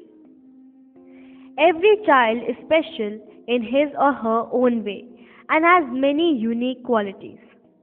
Moina Parijat gives them a platform to develop these very qualities. It strengthens the children physically and mentally in order to facilitate them towards becoming responsible citizens of the future, as well as developing themselves as brilliant personalities. Moina Parijat harnesses the power of mental bonding of the children of the region to unite. The organization develops their skills and talents through fun activities and games. The aim is to help them mold their future through strong social, moral, and cultural roots. Overall, the organization focuses on developing universal bonds with children globally through their activities and to play a participatory role in creating values amongst the children as they grow up in society. State convention this year in Dibrugarh. Moina Parijat conventions were earlier held locally and then gradually at the district level and then finally at the state level. The open sessions held during the conventions are conducted by the Moinas, the children themselves. Discussions on wide ranging topics from education to development of the society give these children the confidence to participate in conversations that ultimately lead to important changes in their lives as well as of the society. Children gathering from different provinces of Assam get a chance to meet new friends and exchange their thoughts and ideas with each other. This way, they get to build their confidence level as well as their sense of independence. The state level conventions are held every 2 years. Tezpur session was held in 2013 and Dibrugarh will hold the next session this year. This way, the children of Moina Parijat not only get the opportunity to travel across the state, but also the chance to learn new things about the history and culture of these places, leaving them with rich experiences that last a lifetime. Jafrin Farnaz Hussain of Tezpur district is one such beneficiary who grew up under Moina Parijat's guidance. Moina Parijat develops each child to be a true human being because only a true human being can advance and find the light at the end of a dark tunnel, says Hussain. Like Hussain, there are countless children and adults who wish the foundation of Moina Parijat laid by Mahadev Sharma and Nalili Bal Devi to remain strong and tall and let more and more true children of the soil be born here. Long live Moina Parijat, in search of the light we go.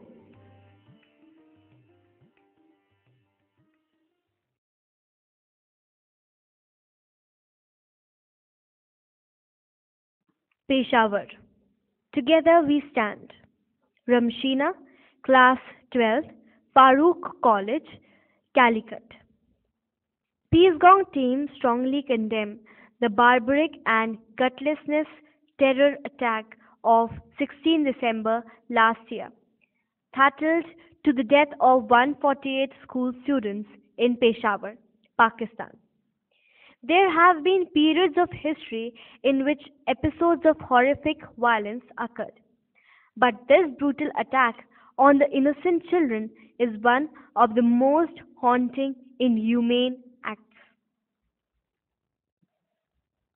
It is for us children to stretch our hands forward, regardless of nation, religion, caste, and creed, to the affected families. We believe that the world does not suffer because of bad people or bad actions. It suffers due to the silence of the good people. Tragic incidents against child victims show no sign of decline. As concerned citizens, let us all take a pledge of making an earnest effort to support nonviolence. Hand that rocks the cradle, the shadow of God, the future of nation. A child shapes the destiny of civilization. Such is the irony that children, the beautiful creations of God, continue to be the victims of unending violence. One of the gravest concerns facing humanity today. We deplore this and stand beside the families of children killed and injured in this craven act. Peshawar. You are everywhere. Saida Rumana Mehdi, Coordinator, the Peace Gong. Your blood is on my hands. Your blood is on my clothes. Your blood is on my face. Your blood is on the bullet. You are everywhere. On the Taliban hit list, on the bloody pages of history, in my dreams, in the beads of my rosary, on my chapped, dry lips, as I feverishly call out your name. They say you are no longer here. They are wrong. Your blood is here. Your bones are here. Your bloody uniform is here. Your shattered dreams are here. Your shroud is here, ready to be wrapped around your fragile body, ridden with bullets. You'll always be here in the walls of schools, resurrected in the laughter of children, studying in classrooms, in the ink of the pen used to educate, in the voices of revolutionists, in our memories, in our prayers. You are not lost. We have lost you.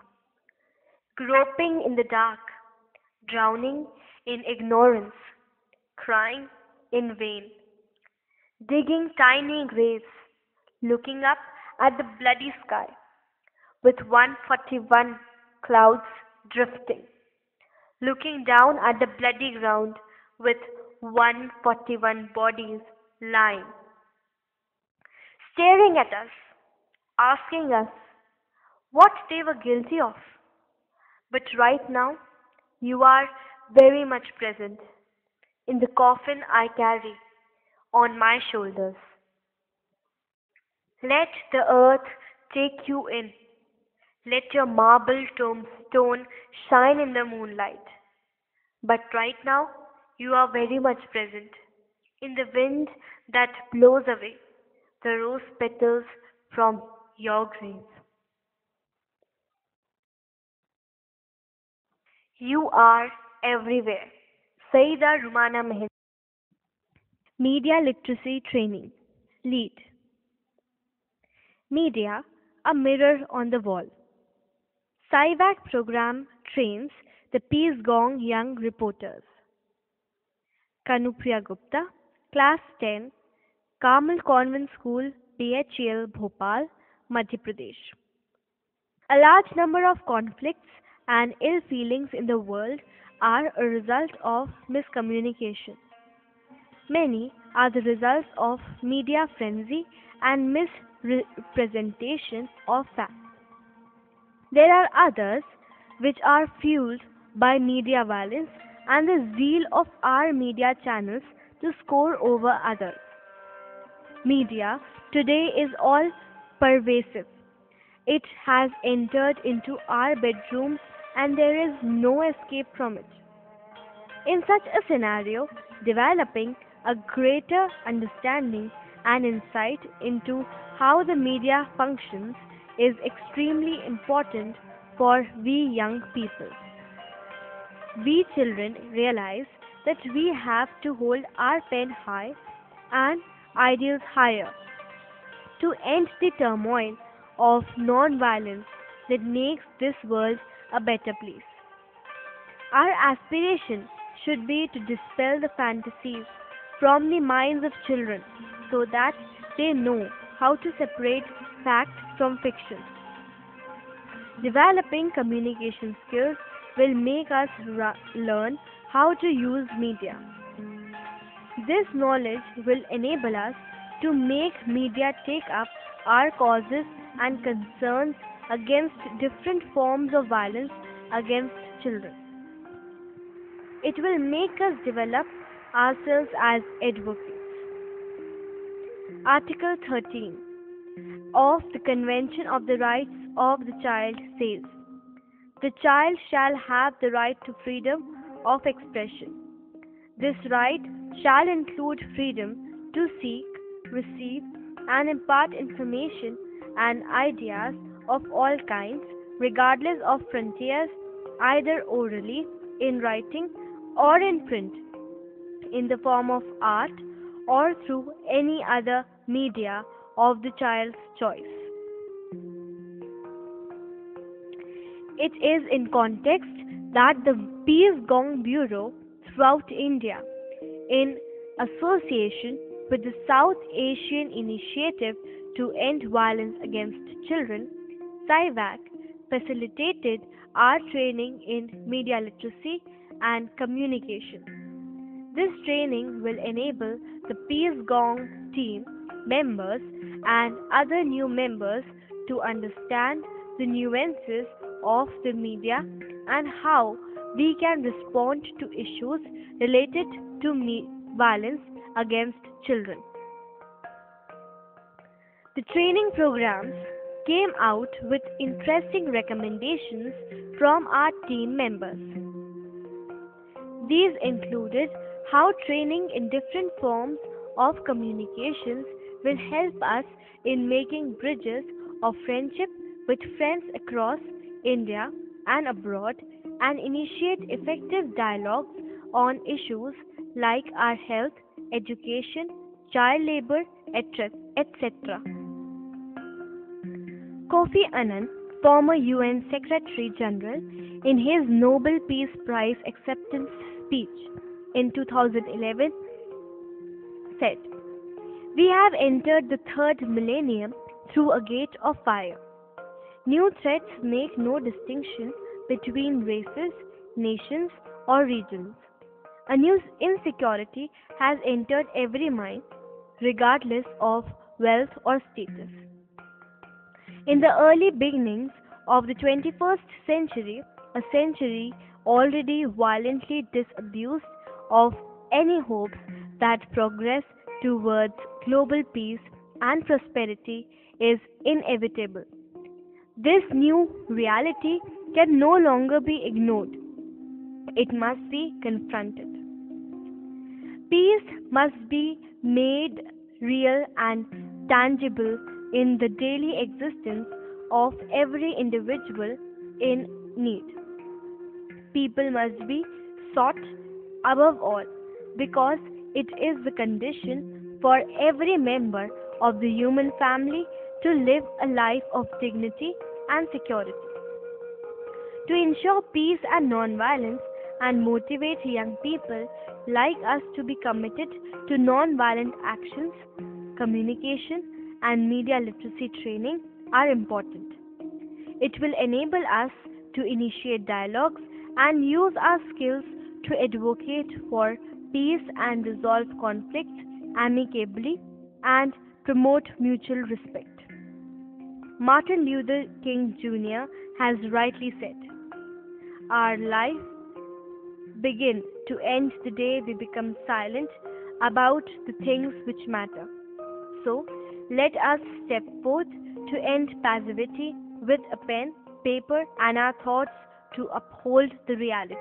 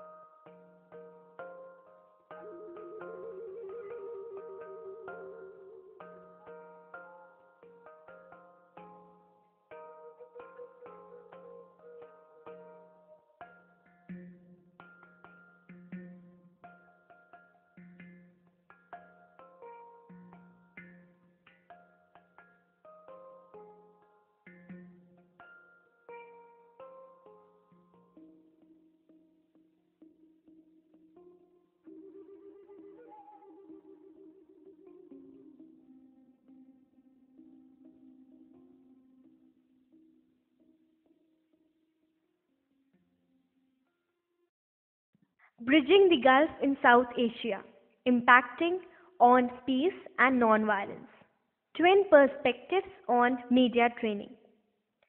Two young journalists of the Peace Gong share their thoughts and experience. Saida Rumana Mehdi, former associate editor and now coordinator, and Ramshina, editor, the Peace Gong Calicut Bureau, Kerala. Saida Rumana Mehdi. I believe that media is the most important weapon we have today. It is a double edged sword, and if used in the right way, it can move mountains. Media has always played a poignant role in inspiring the youth to stand up against violence. The Arab Spring is an apt example in which a major revolution was triggered through Facebook and Twitter alone. Today's generation is much more sensitive. The more the exposure, the more they are forced to think and react. So, young people who acquire communication and media literacy skills are in a position to use these dexterously and contribute to the culture of peace and nonviolence in a greater way. Media literate students can understand conflicts and their underlying causes better. When students read articles, research, and are able to skillfully use different forms of communication, they discover a whole new range of ideas and experiences. It is mind boggling to see that even today, in India, Bangladesh, Nepal, Pakistan, and many other countries, there are women who are abused and children are forced into slavery and child labor.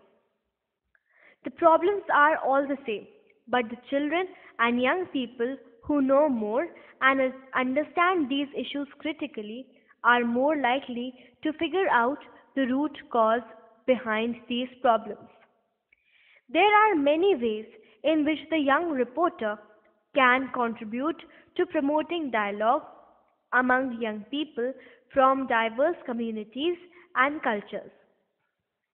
By developing capacities to use different forms of media, especially the new media, we connect with other youth in different parts of the world and initiate a dialogue.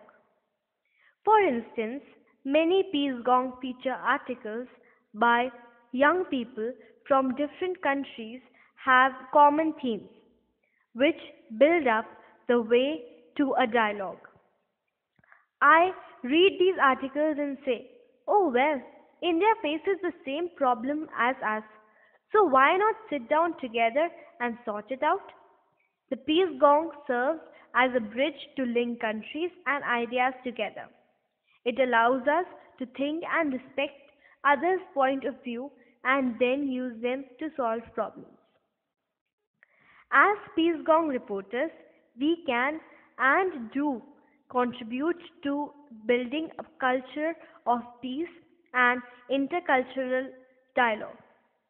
I have had Skype sessions with the former Peace Gong editor Iflah Javed Qureshi, and we realized that there is no pressing conflict.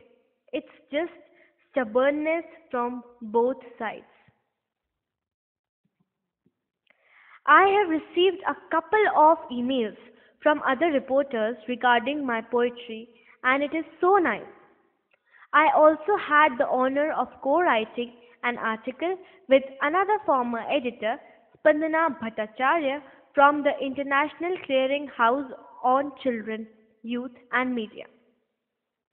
In the article, we explored a delved on how deeper understanding of media and communication can help young people like us develop capacities to initiate dialogue in the community and contribute to peace.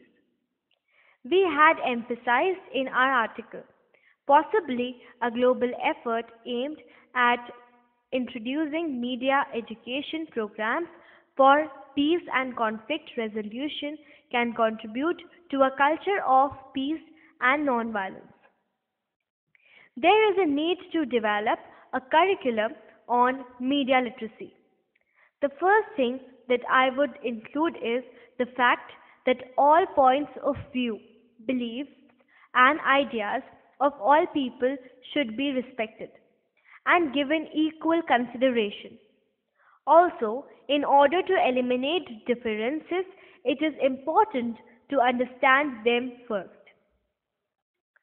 Peace Gong takes the light of eminent Gandhian from India, Natwar Thakkar, on the importance of emotional bridge building in all forms of communication.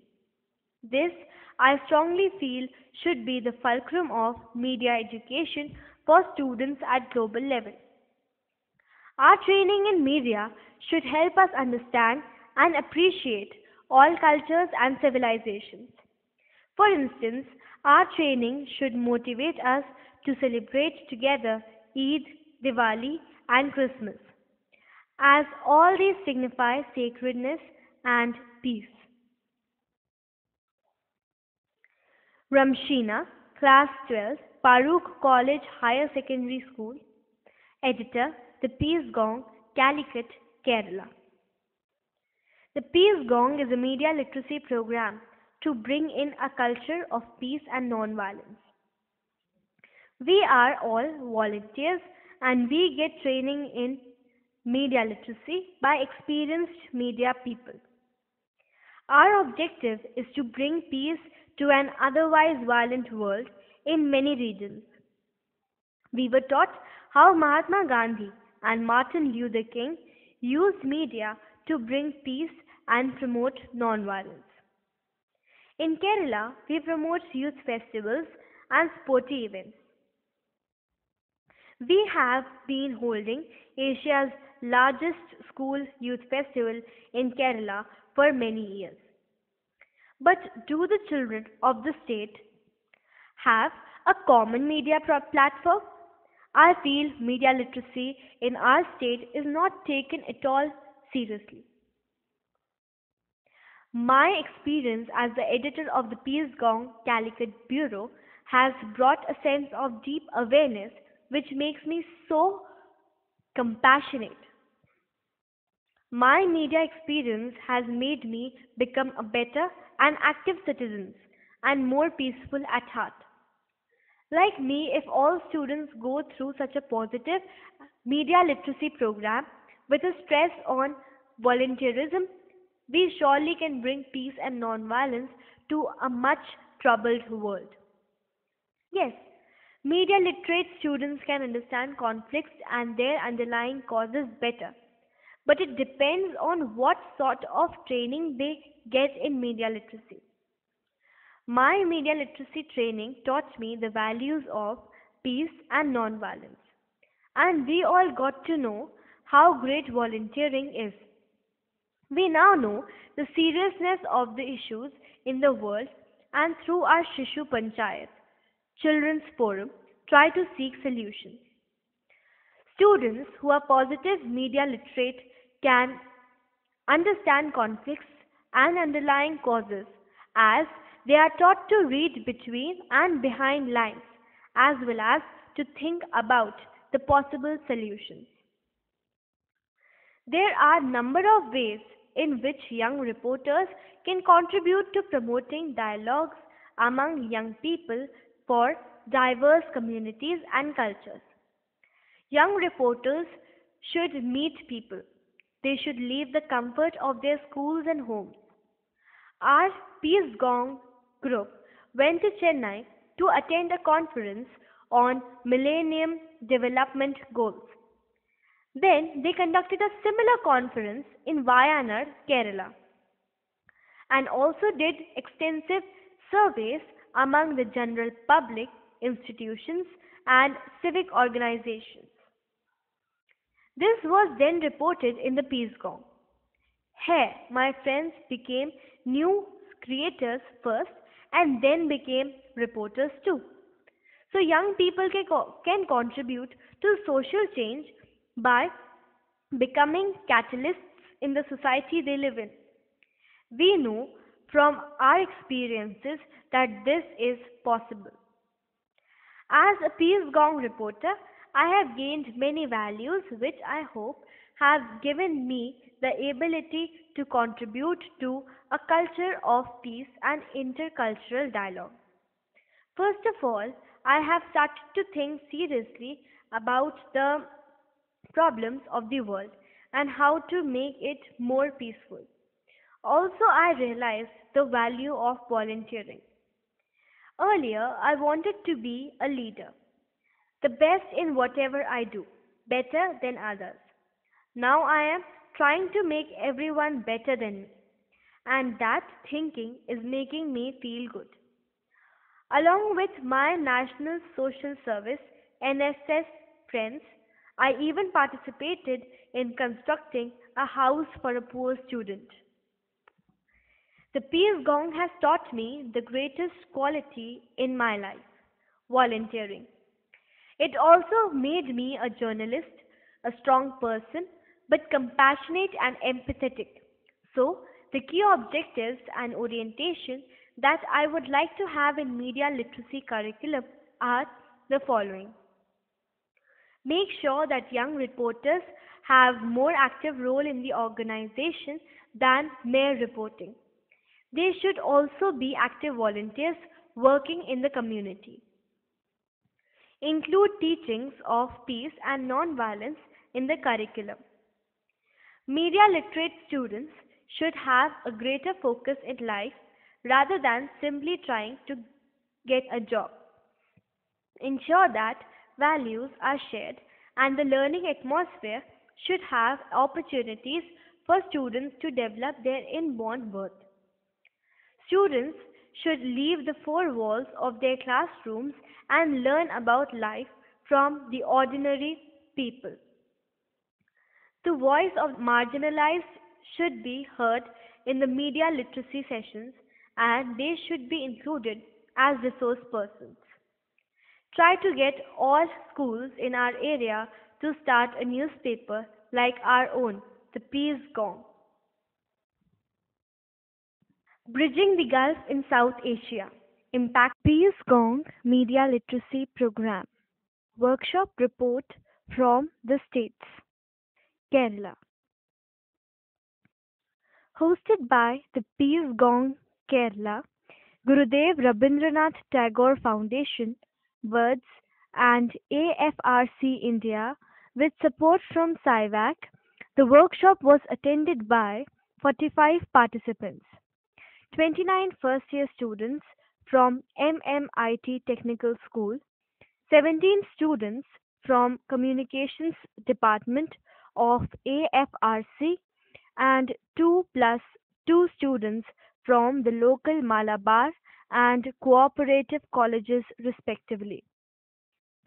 Inaugurated by Block Panchayat President P.K. Anil Kumar. The workshop was presided over by K. Prakashan, Municipal Councillor of Kalpetta. The speakers shared views on the democratizing effect of media and the need to keep away from the sensationalism in news. Leila Sain gave details of the Peace Gong and its objectives. She spoke about the association with South Asian Initiative to End Violence Against Children, SIVAC, and its thematic areas of work.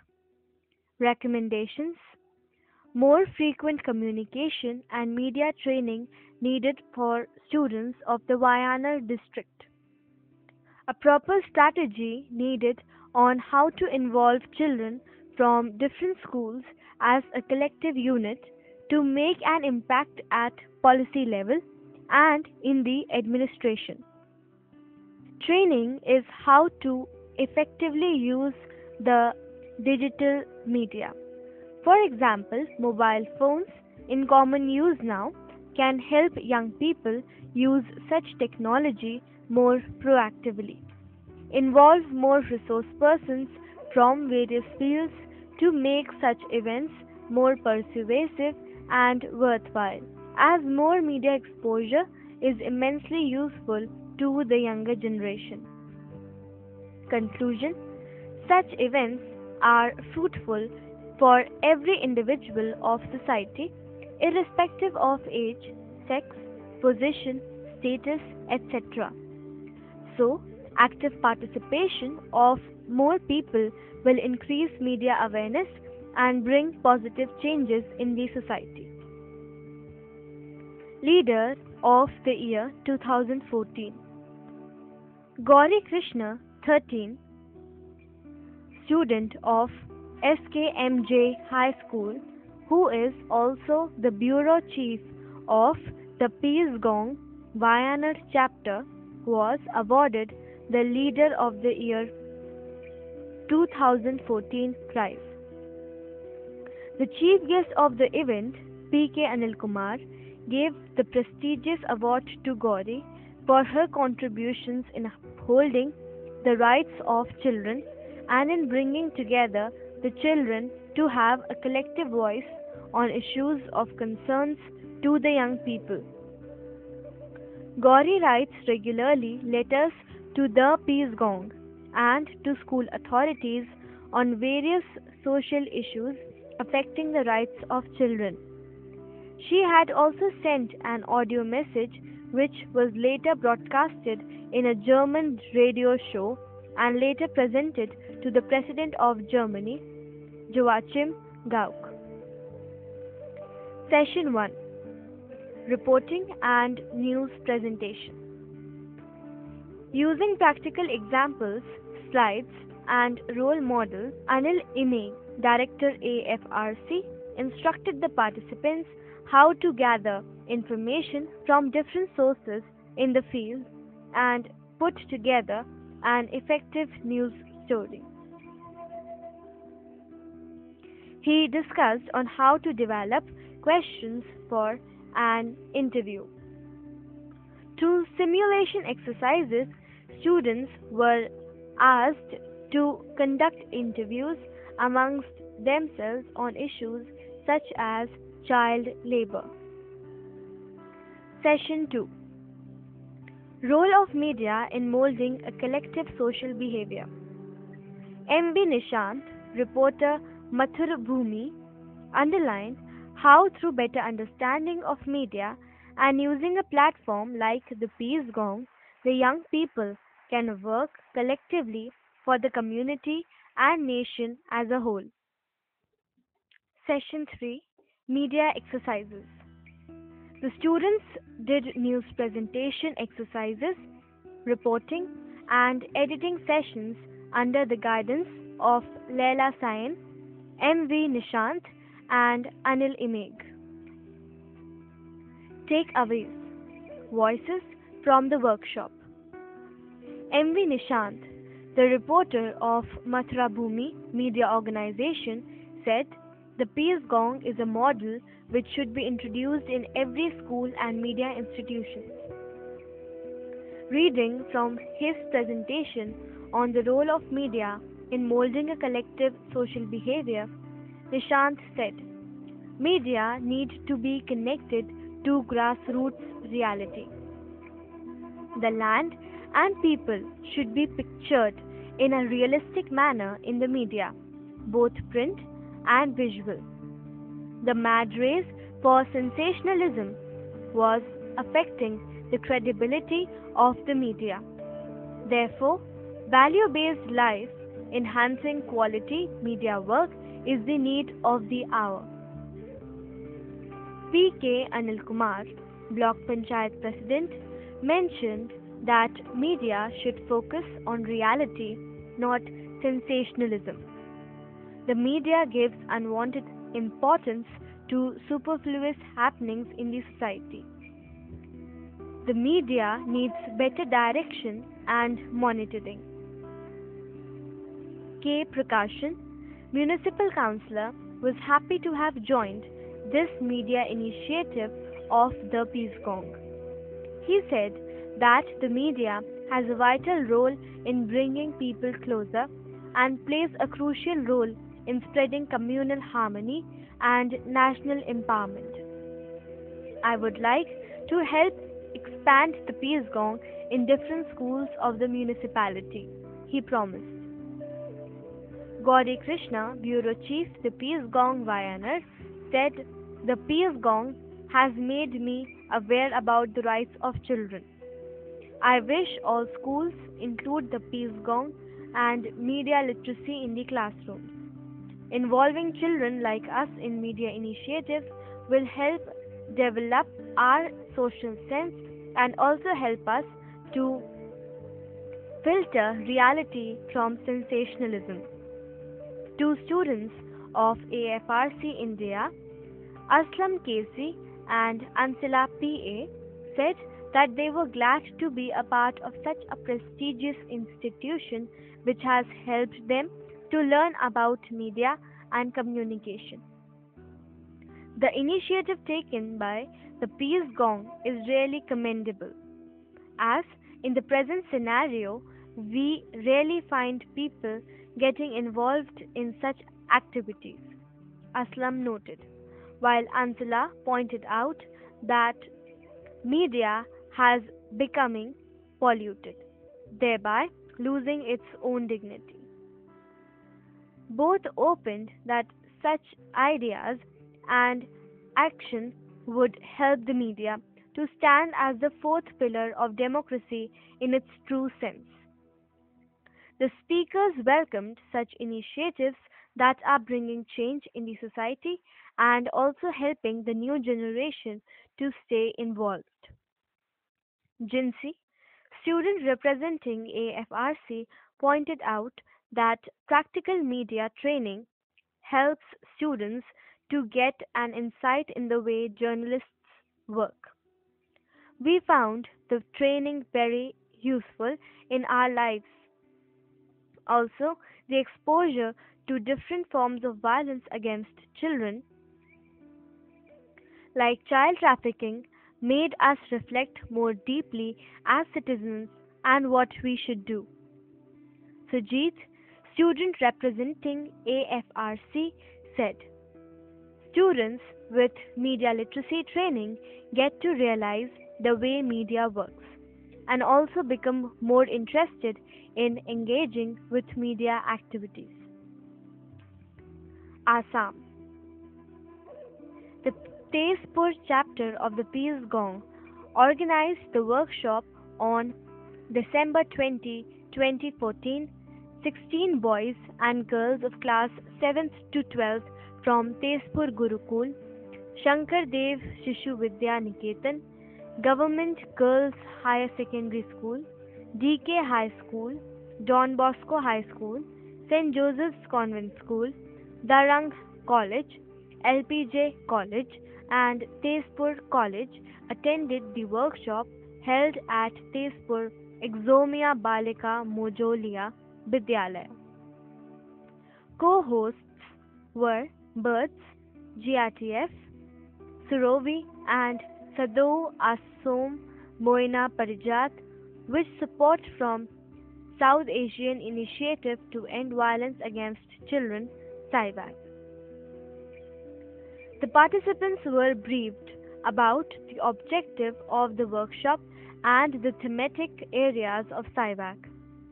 Mr. Rehan Ali, founder coordinator, Surovi Shishu Panchayat, made a presentation on the Peace Gong and how it was connecting children from different regions. Recommendations: more workshops wanted for further learning, need more time to learn and develop writing skills, develop the Peace Gong wallpaper in Assamese, training methodology should have fun exercises and games, not merely lectures. The first session was conducted by Prathamesh Borkotoki, editor of the online variety magazine Fried Eye, who familiarized the children on the different types of writings and gave them some idea about how to identify story ideas and how to develop a story. He gave them a topic, Tezpur Festival, and asked them to write whatever they could about it. The children could not come up with much at first, but after a little more probing from him, two of them came up with points to cover while researching from information on the topic. The second session was conducted by Rehan Ali, who recounted his own experiences of starting Surovi, a platform to promote child participation, and how they have been working for the society. He talked about the importance of participation in the development of the society and about the role that they as children could play in the growth and betterment of the society. Ali narrated stories and cited examples of the ways young people have contributed to changing the society by being the change themselves. He explained the issues of child marriage in the region and problems faced by children with disabilities in Chaporis, riverine islands in the Brahmaputra. Participants were told about how the Peace Gong was trying to take up the thematic areas of South Asian initiative to end violence against children and how children were doing reality check exercises on these issues. The post-lunch session was conducted jointly by Muktikam Hazarika, Research Assistant, Department of Sociology, Tezpur University, and Tinam Borah, Program Associate, Green Hub, Northeast Network. Muktikam taught the children about different types of news and how to differentiate between them as well as to identify newsworthy information. His session also included an exercise in which children were asked to draw a picture of a princess exactly the way he described her. Though he gave specific instructions, the children ended up drawing the princess as per their conceived ideas of how a princess should be. The resource person then explained to them how information can be twisted and modified when published or telecast in the media.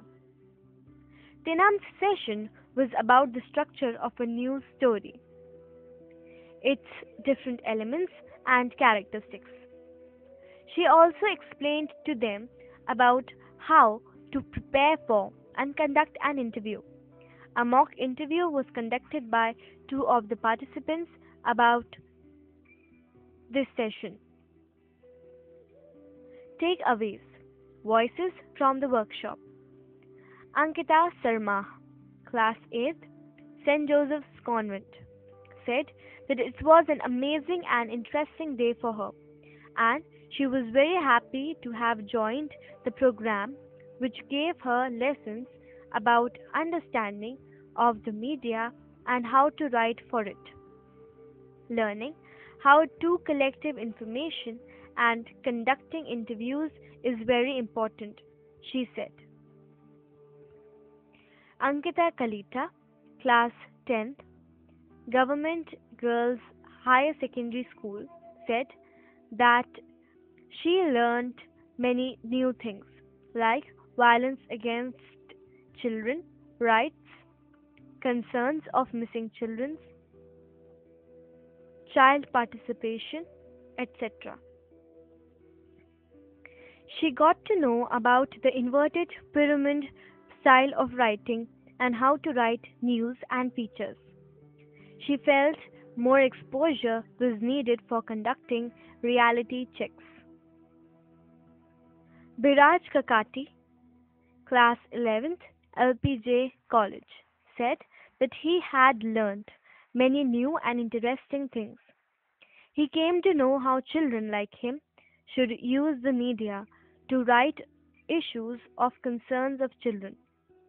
He said he and his team would like to do reality check on the problems of child labor in Tezpur. Deepjyoti Bora, class 7, DK High School, found the task of drawing the princes very interesting, as it gave him ideas of how to develop one's story. The discussion on issues of child marriage, child labor, and missing children gave him new insights on concerns of children like him. Dolly Chaudhary, class 8th, Government Girls Higher Secondary School, was happy that she got the chance to learn about writing news story. The session with resource persons prompting participants to reflect on new ideas was significant. She had also learned to look at news more critically and absorb the different dimensions of concerns like child trafficking. She wanted to be an active member of the Peace Gong team and raise her voice against exploitation of children. Garima Bora, class 10, St. Joseph's Convent, said it was important to learn how to conduct reality checks and interviews, how to communicate with the people, and use her communication skills to raise child rights issues. She also learnt about the problems of child labor, child trafficking, etc. Manipur, our voice. Let's give media literacy training to one and all, especially the school teachers, the molder and the maker, the spectator of children's future. Two separate workshops were held, one at Mehiral Sindam Sangh Khurai, Lamlong, on November 8, 2014, which had 54 participants, two Bachelor of Arts senior from DM College, and the remaining 52 school students of class 8th to 12th. The host school had 39 participants and 9 more schools had sent their students for the workshop. 3 from Kha Impal High School, 2 each from Akash Institute of Arts and Science, Hauba Marak Girls School, and 1 each from Sikha Higher Secondary School, Akash Higher Secondary School, Kendriya Vidyalaya Lamphel, Elite Higher Secondary School, HRD Academy, and Heritage Convent. The second workshop held in Ebotonsana Girls Higher Secondary School, Uripuk, Impal, on December 3, 2014, had 79 participants. 2 seniors from DM College, 3rd semester B Command, 5th semester BSc, and 77 school students of class 9th to 12th. There were 71 students of the host school, 2 from Akash Higher Secondary School, and 1 each from HRD Academy, Elite School, Kendriya Vidyalaya Lamphel, and Kwaithel Boys High School. The Peace Gong Manipur chapter organized both workshops in coordination with GRTF, BIRDS, Surovi Shishu Panchayat, and Kasturba Gandhi Institute for Development (KGID), with support from South Asian Initiative to End Violence Against Children (SIVAC). Christina Kundurakupam, Associate Editor of the Peace Gong and a student of Kendriya Vidyalaya Lamphel, gave good support at both the events. Speaking about the Peace Gong Media Literacy Training Program at Mahiral Sindam Sangh Khurai, she pointed out the impact of media in today's life and the ways it can bring about a peaceful world, and how the workshop will help students understand the harm violence causes while developing their communicative skills to promote peace and non-violence. An interesting game of Chinese whispers was played at both the workshops. Participants learned about how misreporting of news happens when it is from an unverified source. We can get different types of news which are actually deviations from fact, they were told. Sometimes such deviations lead to unwanted violence like community riot. From this session, the students came to realize the importance of proper and effective listening and clearing their doubts before making news out of the information received.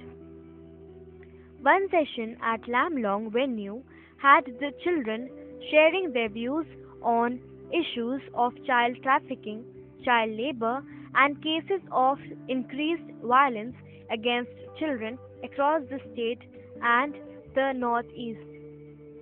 Sarita Devi from KGID and advisor the Peace Gong stressed on the importance of collective work to address these challenges. A partnership between people from different generations is needed, she said. Through slides and practical examples, she showed how children can discover information and use them in developing their communication skills. The participants, asked to construct messages against violence on children, came up with their own slogans on issues like child trafficking. Finale was a song Suno Suno E Duniya Walo Bapu Ki Ye Amar Kahani from the Peace Gong team. At Urepok, Hemanta Kumar, editor of the daily UN Lenpao, conducted a session on effective communication and media literacy. He expressed that effective communication and media literacy is just like the two faces of a coin. It goes parallel to each other.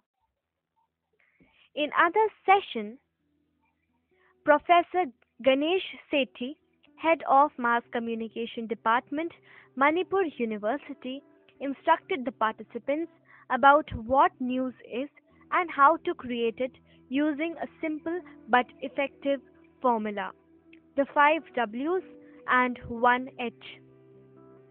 The 5 W's of news are what, where, when, who, and why, and H stands for how. What shows the aim, where gives the location and site, when fixes the time and date, who indicates target people, why explains the purpose, and how details methodology.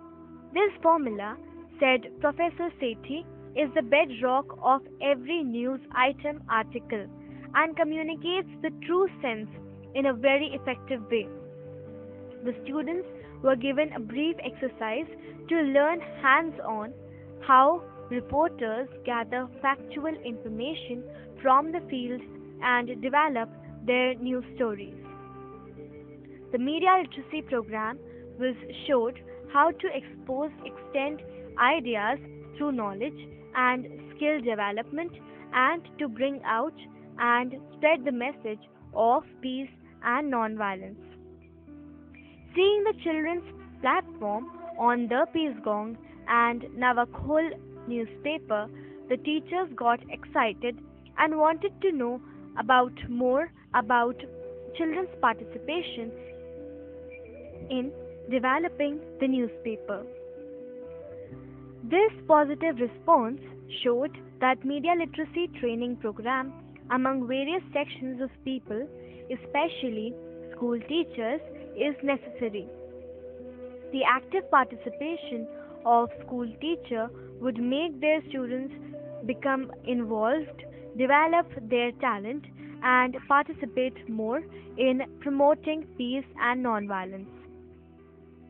A fallout of this program was that Manipur University too organized a session with the college teachers within their refresher course, Teachers Training Program, sponsored by the University Grants Commission on the topic How we organized media literacy program of the children in collaboration with SciVac. Takeaways. Voices from the workshop. Attending the Lamlong workshop, I, Manoj, of class 12th, Akash Institute of Arts and Science, said the Peace Gong is a good way to promote non-violent communications amongst children as it is the need of the hour. We have to respect each other. Only then we address the issues of violence.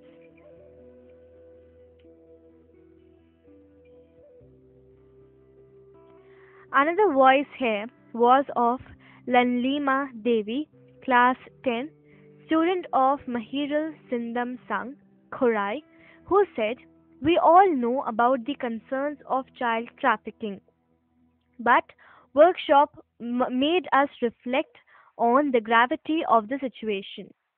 We children should come together on the Peace Gong platform to have one voice against violence of any kind of any children." At the Europok workshop, O. Ronibala Chanu of class 12, Ebotonsana Girls School, said, "I could never imagine that I could reach out to so many people just by being non-violent in my communications. Training in non-violent communications should be made compulsory for school students." Ning Boykim Kipgen of class 11 from the host school said, "Teaching us how to collect information and then write the news was inspiring. I aspire to be a Peace Gong reporter and hope to write on issues of concern in my community." Lihing Ne Hoi Tout Hang, a class 12 student of the same school, said, "I will be happy to work with students of other schools of Manipur in the Peace Gong team and take up the issue of violence against children." Geeta Rani Devi, head of physics department, Iboton Sana Girls, said, "The pen is mightier than the sword. The students should use their writing as a tool to erase ill effects in the society." S. Khodgrendro Singh, teacher in Kha Impal High School, said, "Get rid of ignorance, do not waste time in idleness. Join the Peace Gong team and take up the causes of the society by collaborating with other children across the length and breadth of the country." Recommendations. Europok workshop.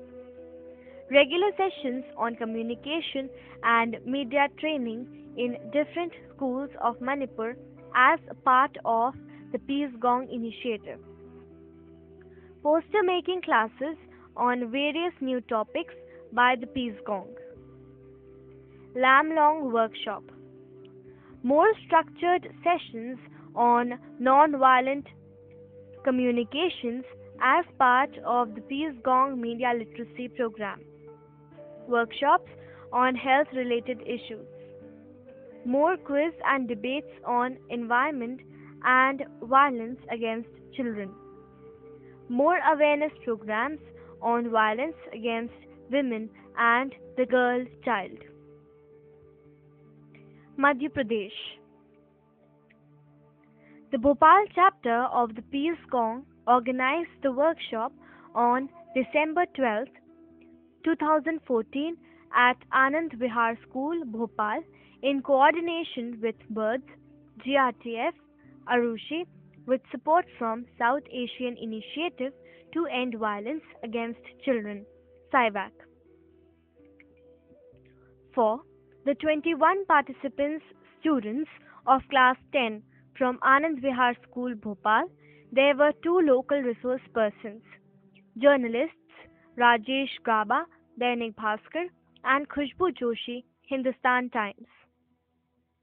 Kanupriya Gupta, editor of the Peace Gong wallpaper, told the participants about the workshop objectives and the thematic areas of the SIVAC.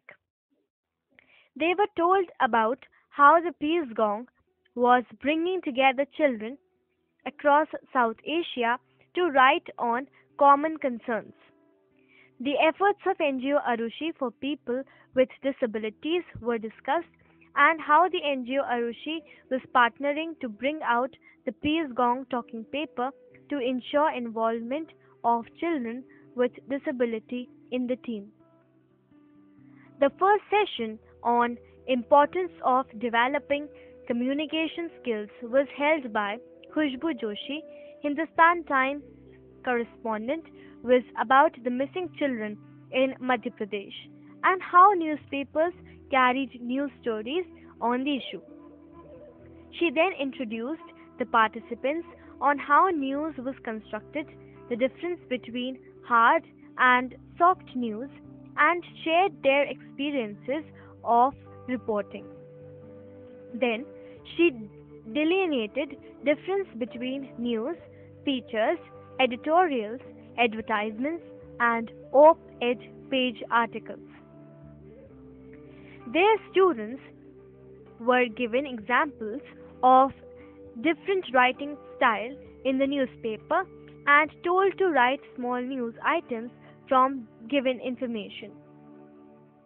In second session, Rajesh Gaba of Dainik Bhaskar narrated his experiences and the way it feels to work as a reporter. He explained about the different beats in which reporters worked and discussed how reporters cultivate contacts and develop sources to write news stories and features. Research and interviews are important to become a good reporter, he pointed out. Through simulation exercises, students were told how to conduct interviews and the salient features of good interviews.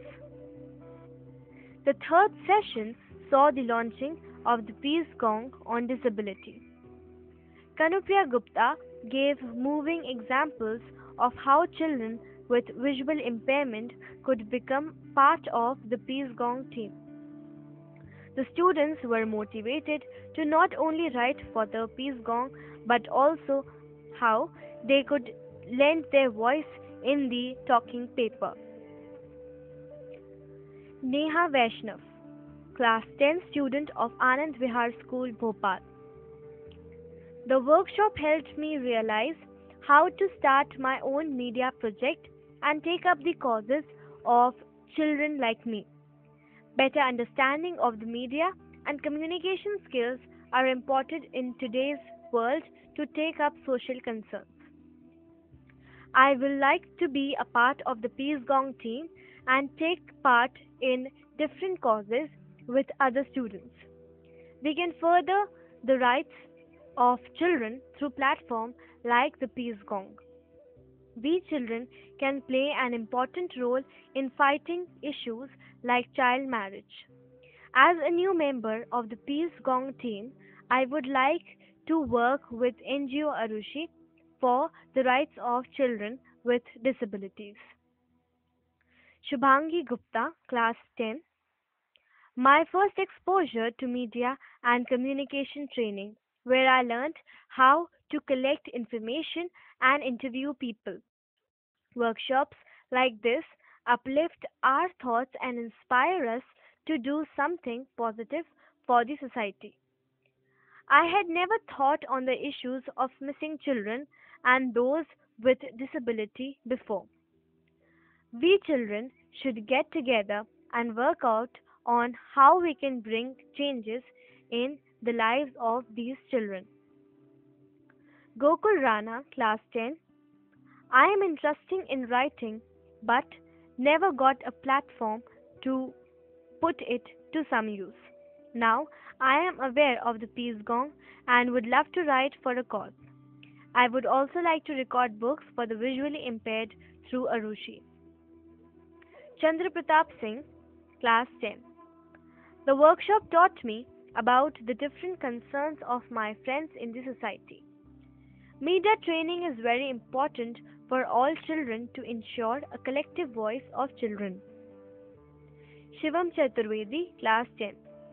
Khushbu Joshi made my day today by telling us how to write for newspapers and appreciating my writing on the exercise I was given during the workshop. I gained so much knowledge about media and facts that I never thought of.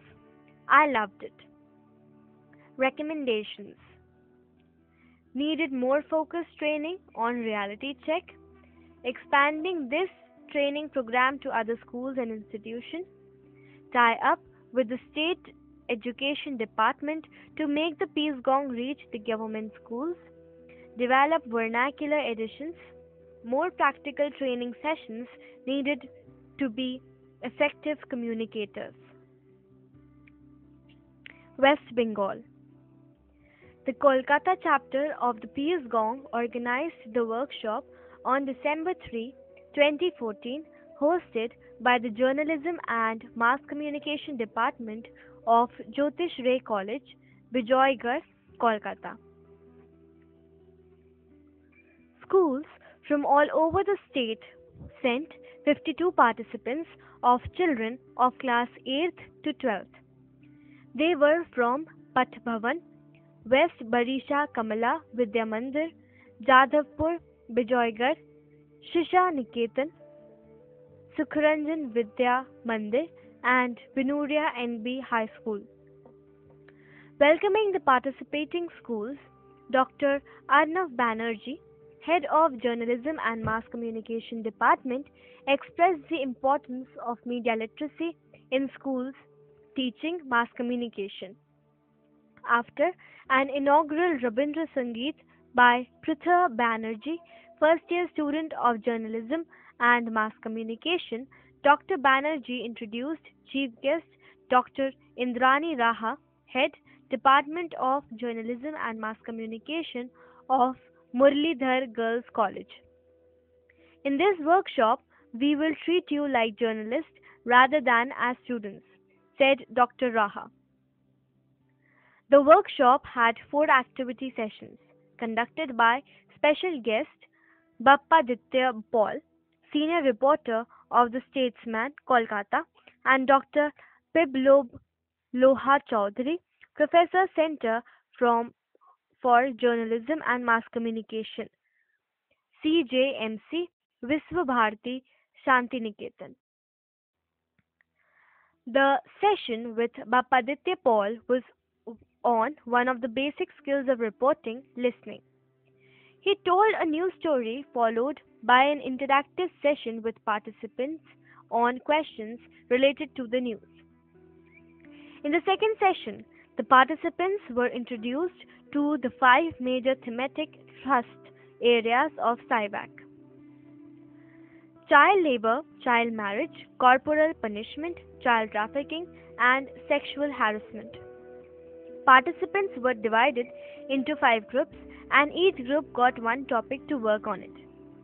The selected group had to go out of the college campus and collect primary data and information related to their respective topic within an hour. The third session saw presentation by participants of the information collected on their respective topics.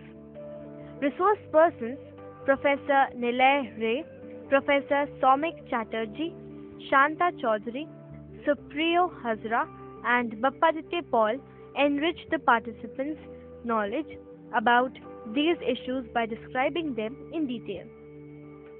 The fourth and the last session had resource person Kapil Kumar Bhattacharya, research scholar TJMC Vishwabharati, introduced the concept of Shishu Panchayat Children's Forum developed by Gurudev Rabindranath Tagore Foundation GRTF.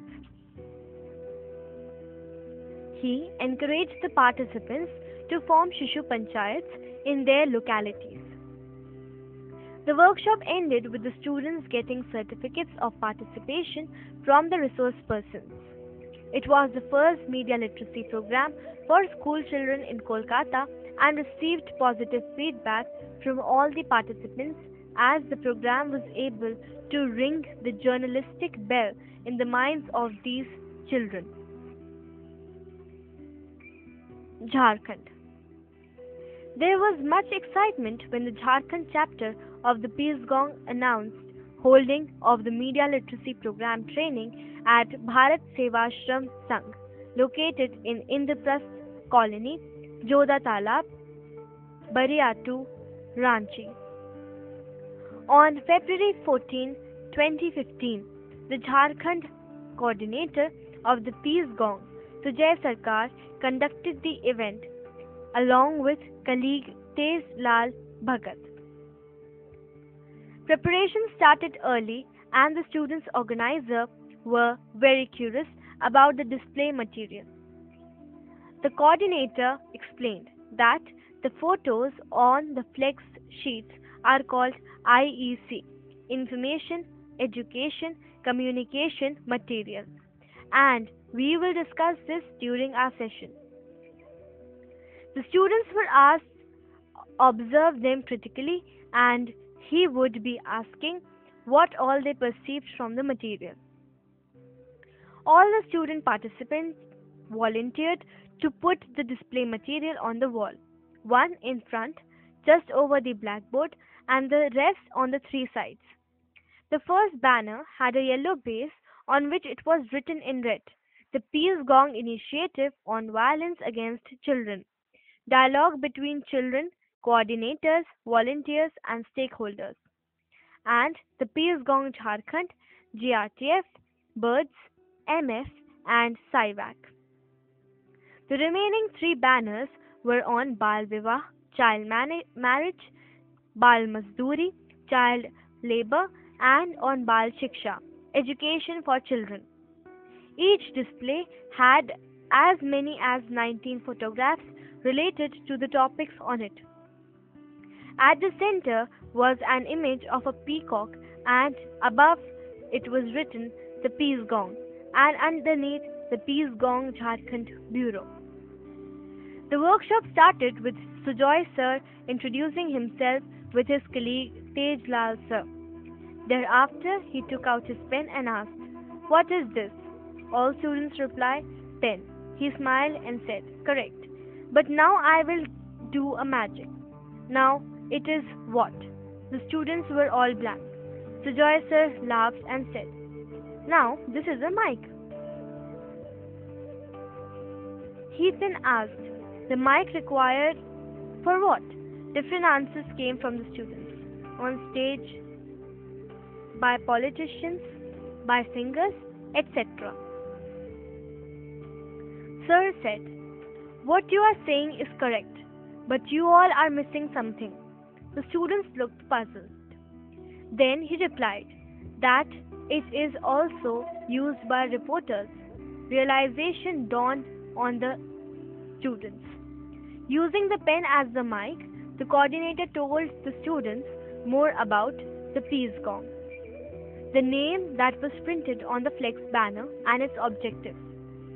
Then asked all the students to sit in U formation and one by one introduce themselves, name, school, class, and ambition in life. Mr. Sujoy Sarkar said, "This how reporters start when interviewing for news stories. This is the beginning, and we will all work together to enhance our power of observation, analysis, and questioning," he said. The students were enjoying the workshop. Everyone will clap to appreciate whoever speaks well, and this is to encourage each other, he instructed. After the introductory session was over, he revealed the secret why he had made the students act like reporters. The Peace Gong is an international children's newspaper published from India, which connects children from the north, east, west, and south of the country, and also from abroad. The students clapped when told that from today we all are part of it and we all are reporters of this newspaper. Next, a brain-teasing session was held to develop the students' observation and analytical powers.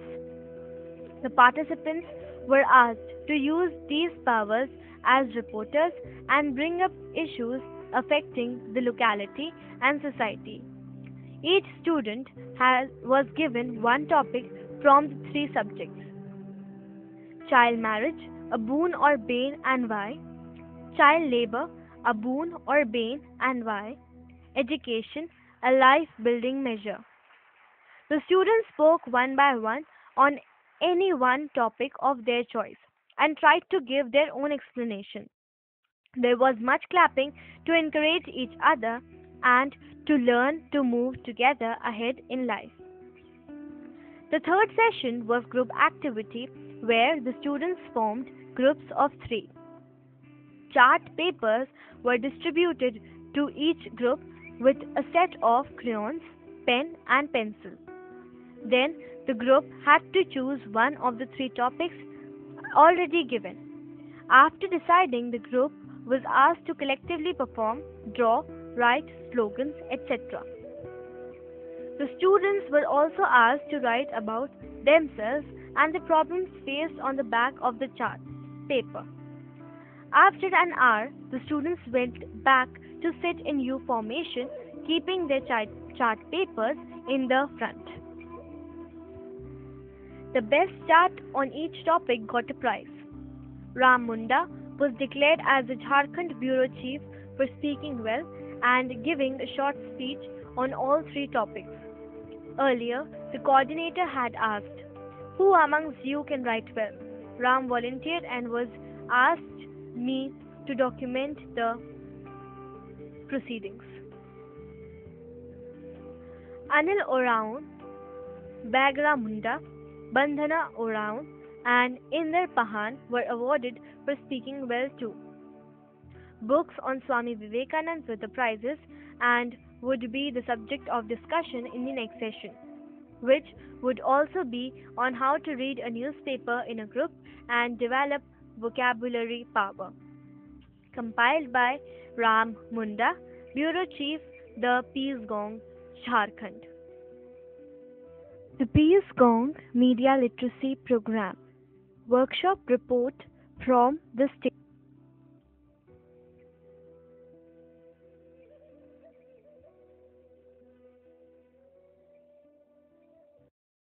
Dialogue amongst children is the key. South Asian Initiative to End Violence Against Children, SIVAC, is the platform to share good practices amongst South Asia nations, says Dr. Muhammad Aminul Islam, Deputy Secretary, Ministry of Women and Children Affairs, Government of Bangladesh. Question: can children help South Asia to face address and overcome violence and choose peaceful dialogue? Answer. Children of South Asia have been facing a lot of violence over the years. They have to face violence both in and outside their homes, so they are able to address violence, but the scope is very limited. Education is the key factor to empower a child. An educated, empowered child can raise her voice against violence. Question. How can children contribute to expanding the dialogue across the region to promote a culture of peace and nonviolence? Answer. Dialogue amongst children of South Asia can create a space and allow them to raise their voices against violence. Also, children can create a culture of peace and non-violent environment in this region. And Malala Yousafzai is one of the significant examples from this region. Each country has a few good practices on reducing violence against children, and SciVac is the platform for South Asian children to share their good practices among countries to make everyone aware about preventing violence against children. Question. What role can children play in highlighting the urgency of ending violence against children and in developing an information sharing platform to raise awareness and commitment on the five key issues of South Asia Initiative to End Violence Against Children, SciVac? Answer. A regional summit for children can create a platform through SciVac and perform as an information hub that would help to access violence against children. Thereby, a plan could be developed to raise awareness on the five thematic areas of SciVac. Question. What are the most serious issues of violence against children in your country? Answer. In Bangladesh, child marriage most critical issue of violence against children. To overcome the issue, the government is going to amend the existing law and is creating awareness among the stakeholders. Question. What has been your effort to overcome such violence? Please share the initiatives that facilitate children raising their voice against non-violence in your country, which contribute towards peace and non-violence. Answer. Breaking the Silence, BTS, has introduced the window method, which is more focused on preventive measures of child abuse. These methods have empowered children on how they can address physical, mental, and sexual abuse. It teaches them how to prevent all types of violence, focusing on body boundary. It also focuses on life skills of children, and by these life skills, they can share their feelings with parents, and through a systematic approach, they can prevent violence. Question. Now that Malala Yousafzai and Kailash Satyarthi have jointly got the Nobel Peace Prize, how do you think we can reinvigorate our efforts for a child-friendly South Asia wherein all kinds of violence against children become history? Answer. Nobel Peace Prize winning of Malala Yousafzai and Kailash Satyarthi will encourage child activists and children volunteers. Their initiatives can be replicated in other countries of South Asia.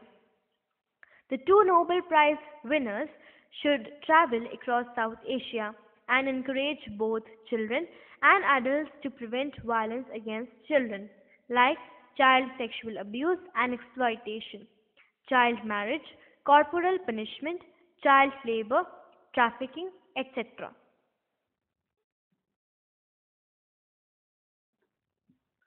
Year that Kashmir lost and what it taught. Sheikh Milad, Class 11th, Delhi Public High School, Srinagar, Jammu and Kashmir. It is the first time since decades that Kashmir has entered a new year without leaving the last one behind. The common feeling that usually comes while entering a new year is just not there, which can be seen amidst the traces of last year in every house, street, or corner. September 2014, Kashmir encountered something what no one could have predicted. The massive floods which inundated almost the whole of the valley. That was the talking point for all the residents as to what last year was all about. Needing an in depth perspective on the floods, I visited a village to meet the victims and saw the havoc and tragedies everywhere. On a warm and sunny early October morning, 70-year-old Fatima Begum was grieving silently amidst the rubble of what used to be her three-storied house in the village of Ari Gatnu, district Kulgam. This is one of the worst affected villages in Kashmir, not far from Srinagar, the capital. She has lived here all her life, and so have her three sons, who weave carpets to make a modest living for their families. The floods that ravaged Kashmir from about a month, the worst in more than a century here, razed her house to the ground. We lost everything in this house, Fatima Begum says, wiping away tears. We don't know where to live now, she said, looking around uncertainly. The winter was around the corner then, and everyone was apprehensive of how to survive the harsh weather. This story of 70-year-old flood victim is enough for the readers to understand the hardcore misery suffered by the people of so-called paradise on earth. Fatima Begum stands as an example here, but there are more, many more such victims in the valley. Though not an economist, this writer managed to collect a few details that converted the terror brought by the flood.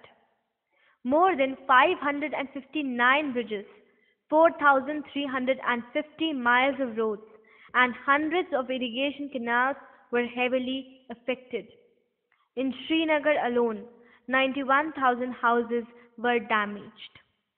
Jammu and Kashmir's Chief Secretary Muhammad Iqbal Khandei told the media recently that a preliminary assessment suggests that the floods have cost the state US 16.3 billion.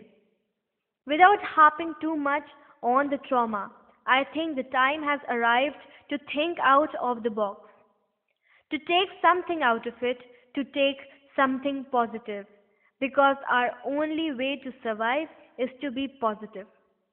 Year 2014 is regarded by many intellectuals of Kashmir as the lost year, but I beg to differ.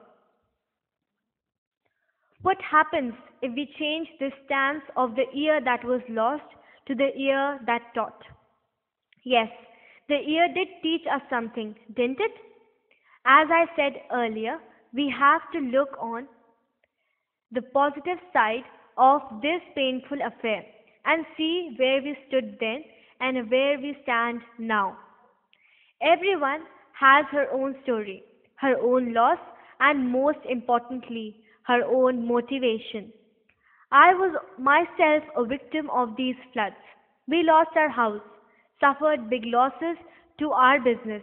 But despite that, I have something else to tell you about the floods that ruined us.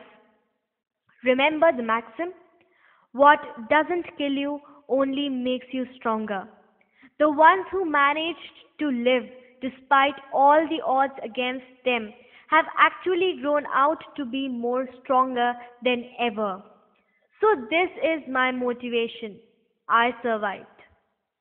The only way left is the hard way now. We have to take our small pieces that were thrown on the ground and build ourselves once more to reinvent ourselves into something better, humbler, and stronger.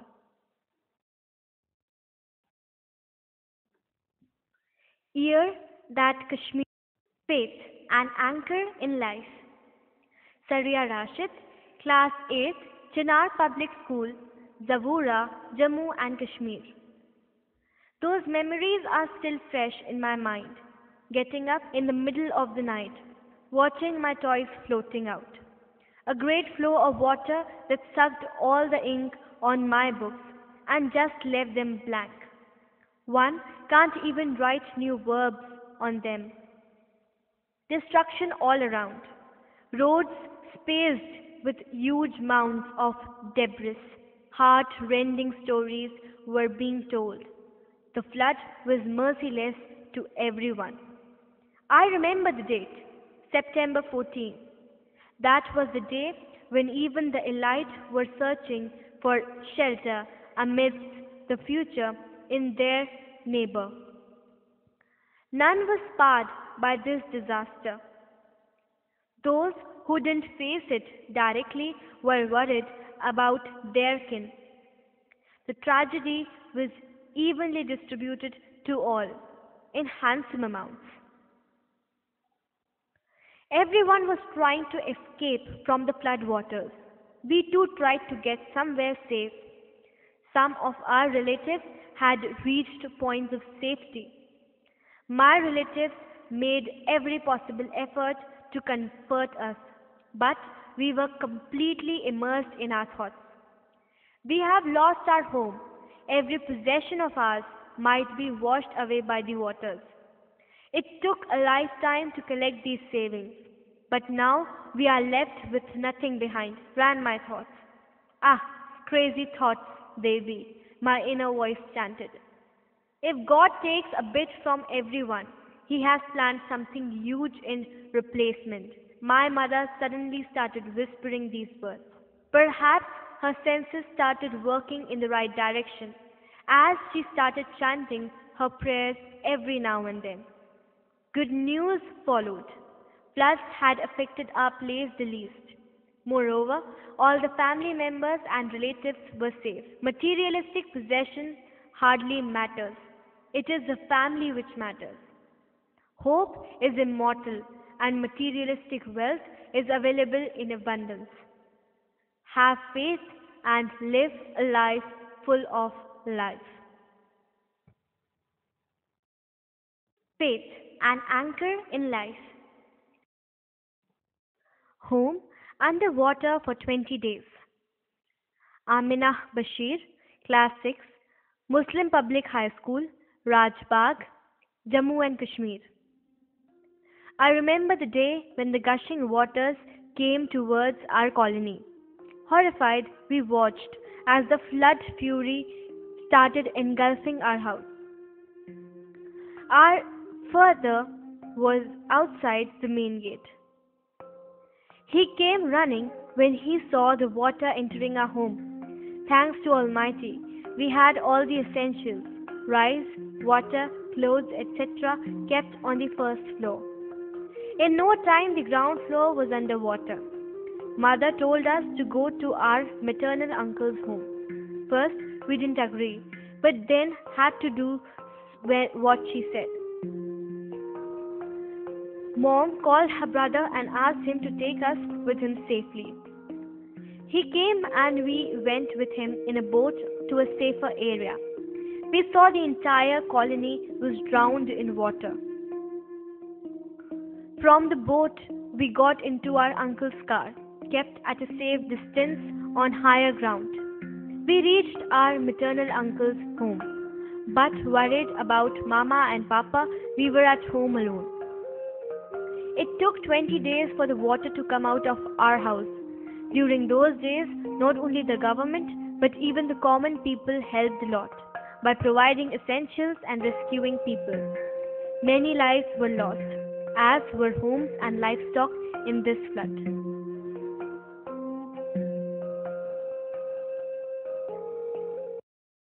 A scenario of the recent floods.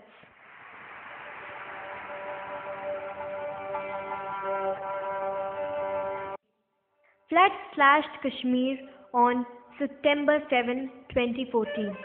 It created various problems by destroying everything on its way. My family was inside our house when the waters rose. My uncle took me and my two sisters to his hotel, which was safer than our house. But my mom and dad were at home.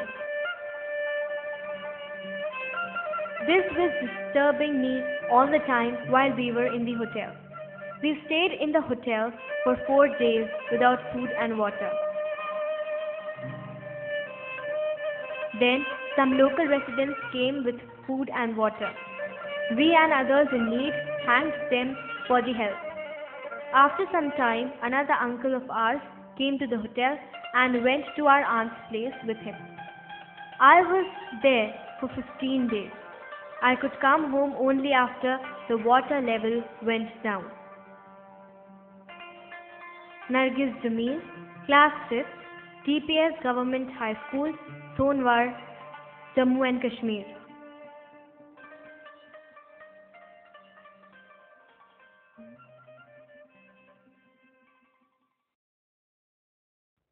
Water everywhere.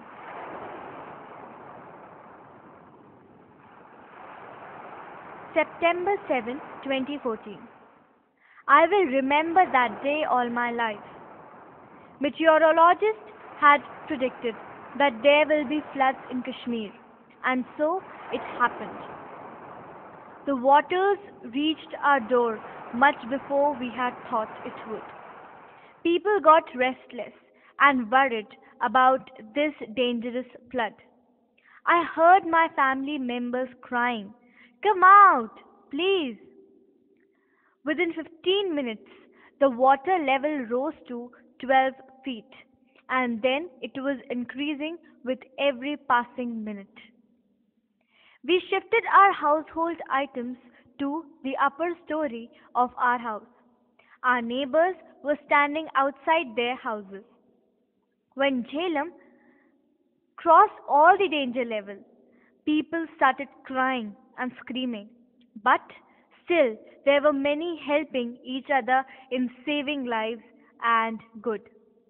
I haven't seen or even imagined such floods. We went to our uncle's house, but there too the floods reached. So we were on the road, trying to reach some safer places. But wherever we could see, there was water. Next, we went to a relative's place at Pulwama and stayed there for 9 days. Finally, the water level became less and we came back home. For days, we cleaned the place and started living our life again. At least we are trying to make life normal with a damaged house, destroyed clothes, and every other useful material. Mehek Rashid, Class 6, Muslim Public High School, Rajbagh, Jammu and Kashmir. In a blink of the eye.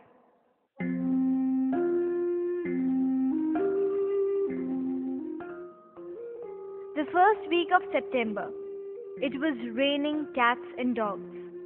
September 7 seemed as if it was the doomsday. The place where I lived was covered by the waters of River Jhelum. Though floods are common here, but who knew that this flood will be such a disaster? No one was prepared for it. On September 5, Mom stopped me from going to school as a red alert was declared. I could see everyone in the surrounding houses shifting their stuff from the ground floor to the first floor. But my family was not doing anything. My sister was too scared to let us do anything.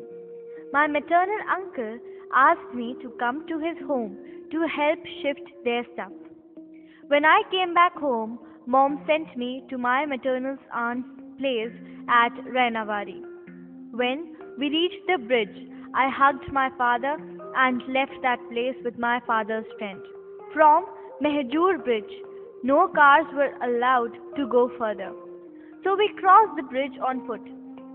There was no electricity and no network, which made the situation even worse. Those days seemed similar to those of how man lived during the early ages. After 20 days, my paternal aunt could reach us and took us to her home at Harwan, which was safe from flood. The worst feeling was that I had no idea how my family was. Neither did my parents know about their daughter's well being. But as soon as the water level decreased, we all came back home by boat, bus, and on foot. When I entered our house, I couldn't believe it was the same house where I lived. Mom told us how they had lived in such circumstances. I couldn't control my tears. It was sad to hear about my maternal home where my sister and I had kept our books. My books were saved, but not my sister's. We had no drinking water, but our neighbors helped us by providing milk as they had cows. Now, slowly and steadily, we are recovering. Jannat Shah, Class 7, Oak Hill Institute of Education, Pachai Bagh, Jammu and Kashmir.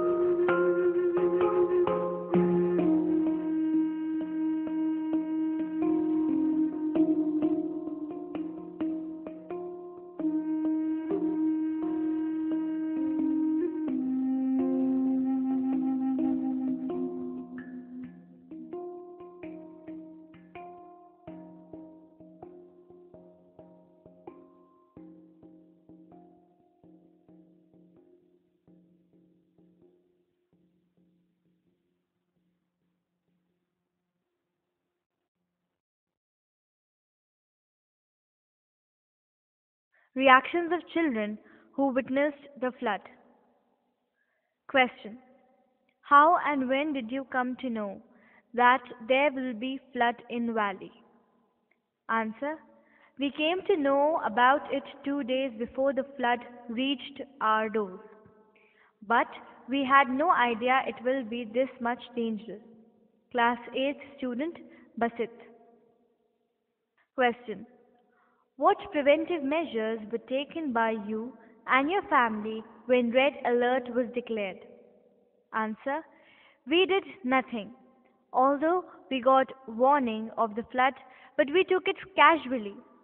No one could even imagine that it will be such a disastrous one, and the valley will be drowned in no time. Class 7th, student Omer Shah. Question: when the water started entering your colony and then the houses, what was the immediate step you took?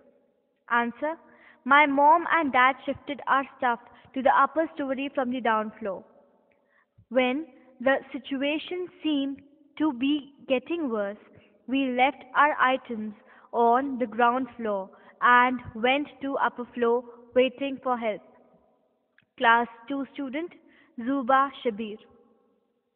Question: how did you manage to escape from your house to a safer place? Answer: we were on upper floor of our house the entire night when the flood water came and filled our ground floor. There was no way to escape. In the morning, boats came to our rescue. Only then were we able to come out of that place and moved to a safer area. Class 12 student Munisa Latif. Question: how difficult was it to leave your house in such a condition and live at some unknown place? Even more difficult was to leave our parents at home in such dangerous conditions. I was sent to my parental uncle's house as that was in a safer zone. But my parents didn't agree to leave our house and decided to stay there only. This was the worst feeling a child and parents can ever have. Omer. Question: who helped you in this difficult situation to come out of it? Answer: locals helped the most. We all helped each other. People from safer places came forward to rescue people in difficulty. Many lost their lives while saving others. Zuha. Question: when were you able to go back to your home? Answer: there was no way to contact our parents at home. There was no electricity, mobile connectivity, nothing. We were in a depressing state. We didn't know how our loved ones were. It was only after the water level decreased we were able to know about our family's well being. Basit. Question: how much this flood affected your life? Answer: it almost destroyed our normal life. Our houses, school, books, everything got ruined.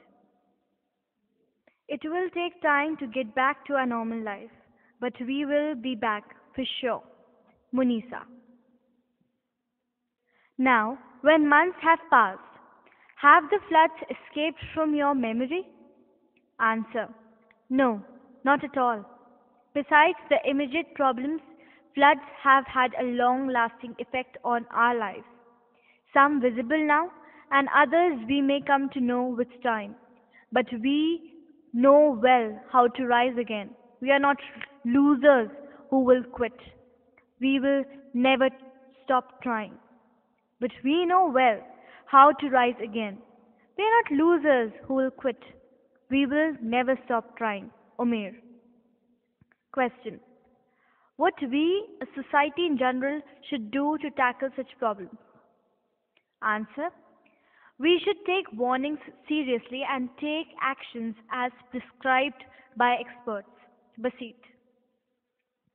We should have a better government system who can handle such situations well, causing less harm to society. Munisa. We must help each other at times of need, without thinking of ourselves only. United we stand, and divided we fall. Omer. Published by Professor T. K. Thomas, Chairperson, Gurudev Rabindranath Tagore Foundation. For any suggestions and inputs, please write to the editor, thepeacegong@gmail.com. Please visit our website, thepeacegong.org. You can also join us on Facebook. Our page is The Peace Gong.